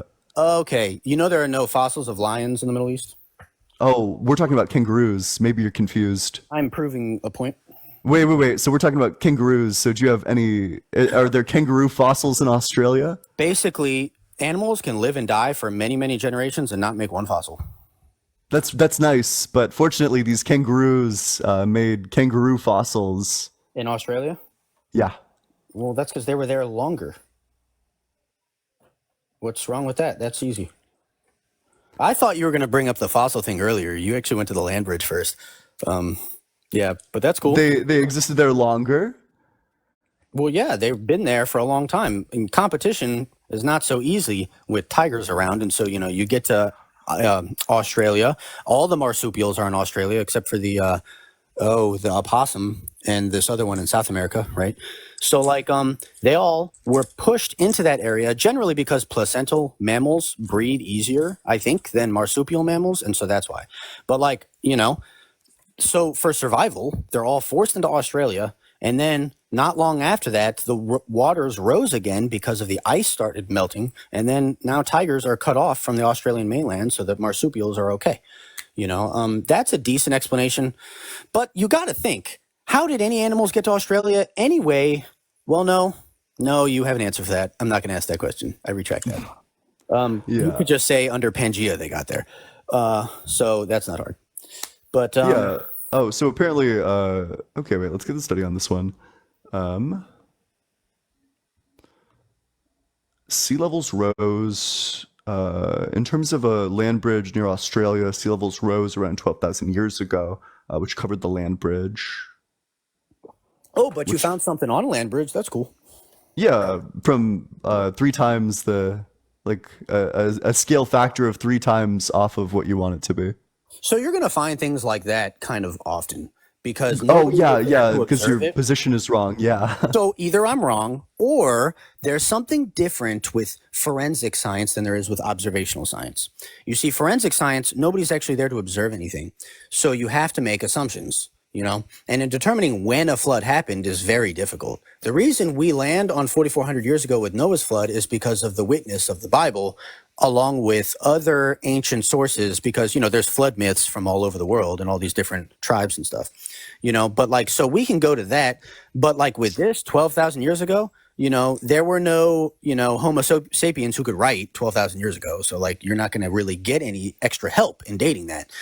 The best that you have is radiometric dating, carbon-14 stuff, and carbon-14, no, that would work. Its half-life is 5,700 years, so you can't really use carbon-14 past 50,000. But Yep, 12,000, correct. I'll give you that. You could do it with 12,000. I'll give you that. But go ahead. Oh yeah. Wait. So what do you think my argument is, and how do you think that responds to it? So you're saying that it was 12,000 years ago, and I'm saying, well, I guess I would like to say, how do they know that? I guess that's what I'm saying. Oh, would you want the study? I can give you the study. Well, I mean, I guess you'd have to read it really quick, but I guess the onus is on me to go read your study, and I'll say, okay, I'll read that. But at least the onus is on you to admit, okay, bro, it looks like there was a land bridge, okay? Yeah, one that's from just a completely different time period from when you would need it to be in order to account for the flood. So the order of events is that there's no more land bridge by 12,000 years, and then the flood happened 8,000 years later, and then the kangaroos like swam to Australia. That's your timeline of events. So my claim is that 12,000 years is off. That's all. Oh, So- with what? And I'm sorry. What's your evidence for that? I don't know enough about that specific thing. So then, how are you making a claim if you have no evidence for it? Look, man, you were just the one making the claim that there was no land bridge, and you were being, you know, Well, I don't think I ever said that there was no No, land you didn't bridge. Wait, positively wait. make I never the made the. but That's you not true. sure I never. doubted Wait. That's Hey, not true. no, That's not true. I- That's not true. I never made the affirmative claim that there was no land bridge. All I did was ask you for the evidence that there was one. That's So true. we looked into it, That's found that true. there was indeed a land bridge, just not from the time period where you would need it to be in order for your story to make sense. One that's from several thousand years earlier than your supposed flood. Okay. Anyway, yeah, right. You did not positively say that there was a land bridge, and so you did not actually have, or that there was no land All I bridge. did was You ask didn't you for have- evidence. That's correct. That's correct. I appreciate you doing the research for me. You know, I'm not really here to Google stuff the whole time, but yeah, as far as the 12,000 year thing, I mean, I think it was newer than that. All I did earlier was to argue that determining ages for things we were not here for is not an exact science, and it is frequently overturned. So we'll just say that.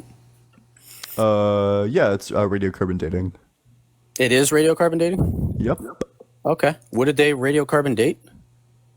Um. Now that you have it up in front of you. Okay, wait. So let's look through the study. Is there first edition included 17 radiocarbon dates, all that were available. Most belonged to the Holocene. First professional archaeologist. Well, there are many here today. Rather, the climate research was shifted. Mulvaney states that he didn't need any pensions to do any kind of study. No permit required. Blah blah blah blah. Blah blah blah.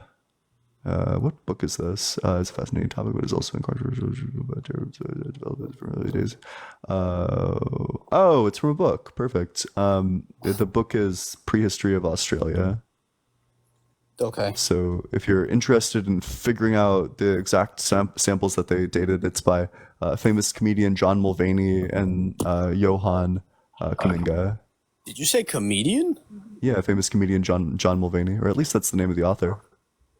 Why would he be writing about this? But okay. Yeah, it's a joke. John Mulvaney didn't actually write it, but the author's name is John Mulvaney. Oh, okay, okay. What's the name of the book again? Prehistory of Australia. Okay, thank you. Yep. Okay. So it dates it to around like 12,000 years ago, or at least that's when it disappeared.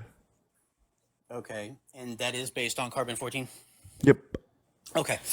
Also, you need to be aware of young Earth creationist claims regarding carbon-14. So, they believe that because of the flood event, the atmosphere was changed dramatically to being, let me think.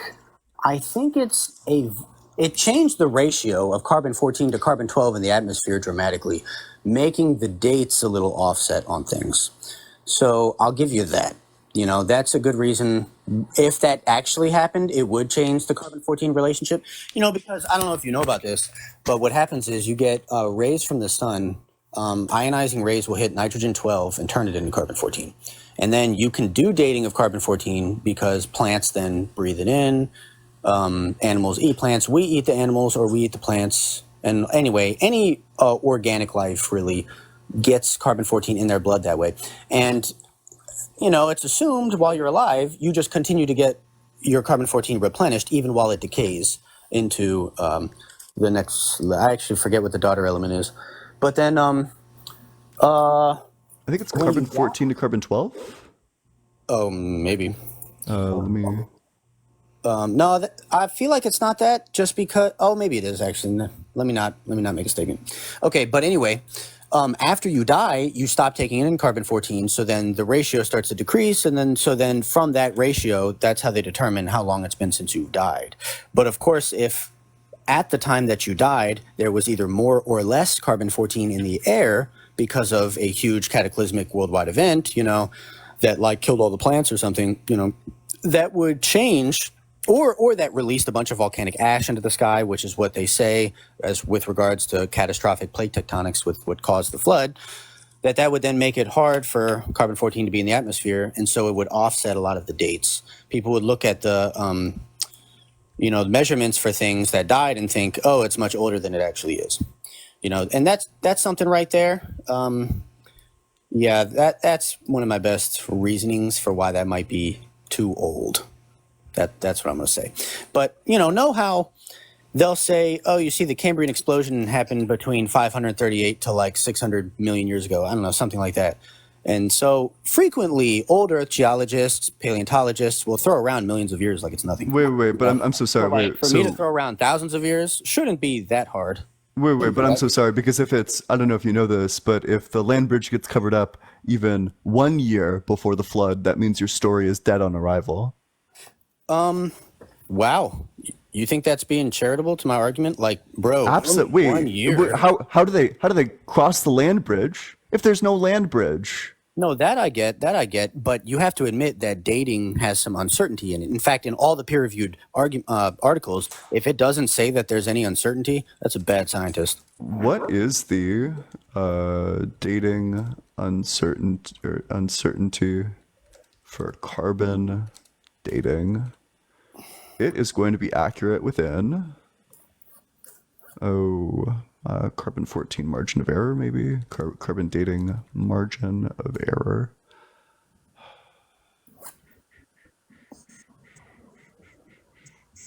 Between 50 to 200 years. Okay. Interesting. They had an error in there. It's just really small.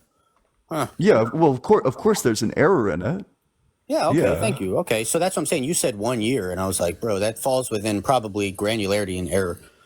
Oh, sure. So I'm sorry, if you'd prefer, if it's even within 200 years, if it's out of the margin of error, There you go. then your story is dead on arrival. Yeah, if it is proven to be that, then yes, my story would have some issues, some serious issues. I'll give you that. I guess I would just have to research the date for that, but I'm pretty encouraged. I got to admit, we have evidence that there was a land bridge. Pretty happy about it. Okay. I mean, it just doesn't line up with your story at all, but okay. Okay. All right. Let me tell you something. Do you got anything else for me, or should we move on to the next guest? I know. I've been. You know what? I've actually taken a lot of your time. So- I got to go do something too with my wife. I don't. You know. I'm sorry. I'm making her wait. I'm sorry. But I've had to go talk with you, Eon. This has been good. If it's Great to talk possible, to you. would it be all right if I came on another time? Sure. Yeah. Yeah. No, I'm fine with that. Yeah. Maybe next time I'd really like to do the resurrection. You were talking about that with a few guys ago, and I love the resurrection. That would be cool. Or like I also love the resurrection. Love a good fictional conversation. there you go. That or like just the historicity of the Gospels. I really like that. Like, but anyway, all right, man. I'll let you go. Let's Yep, be appreciate real. you coming on up here. No problem, bro. All right, Yep, bye. later. Bye-bye. Make sure you are dropping a follow if you never, ever, ever want to miss a single debate in the future. If you want to join the community, there's a link to the Discord in my bio. It's discord.gg/allegedlyian. I'd love to see you there if you're 18 or older. Live chat's super active. We talk politics, religion, philosophy. I'm very active in there. I talk in the server literally all the time. It's a great place to meet friends. The live chat is always talking in my server whenever I'm live. So if you wanted to talk about the stream with people in the server, you can do that. It's just a lot of fun. We also do a reading group every single Saturday, 7 p.m. Eastern time. We do a reading group in my Discord. This week we're reading a philosophy paper on presuppositional apologetics that deals with like questions about like, well, how do we grab from the atheist point of view, things like that. I think that it's like just quite interesting, but it's posted in the Discord. So if anybody wants to join the reading group, join the Discord. It's in my bio. It's discord.gg/allegedlyian. You can get cracked at philosophy, learn a whole lot. The paper's titled Atheism, Reason, and Morality. Genuinely, truly, if you want to learn more, I would love to see you there. And I also notify you every time I go live, so you'll never miss a live because you'll always be notified. Other than that, I'm ending stream, but I will send all of you to go and raid Dean. Dean is live on It's Dean with 2 A's, 2 N's. So let's go raid Dean. I love all of you. Thank you all so much for tuning in. Make sure you drop a follow and seriously make sure that you are joining the Discord if you're 18 or older. It's a great place. You won't regret it. I love spending time with that there. I know you will as well. So I'll be live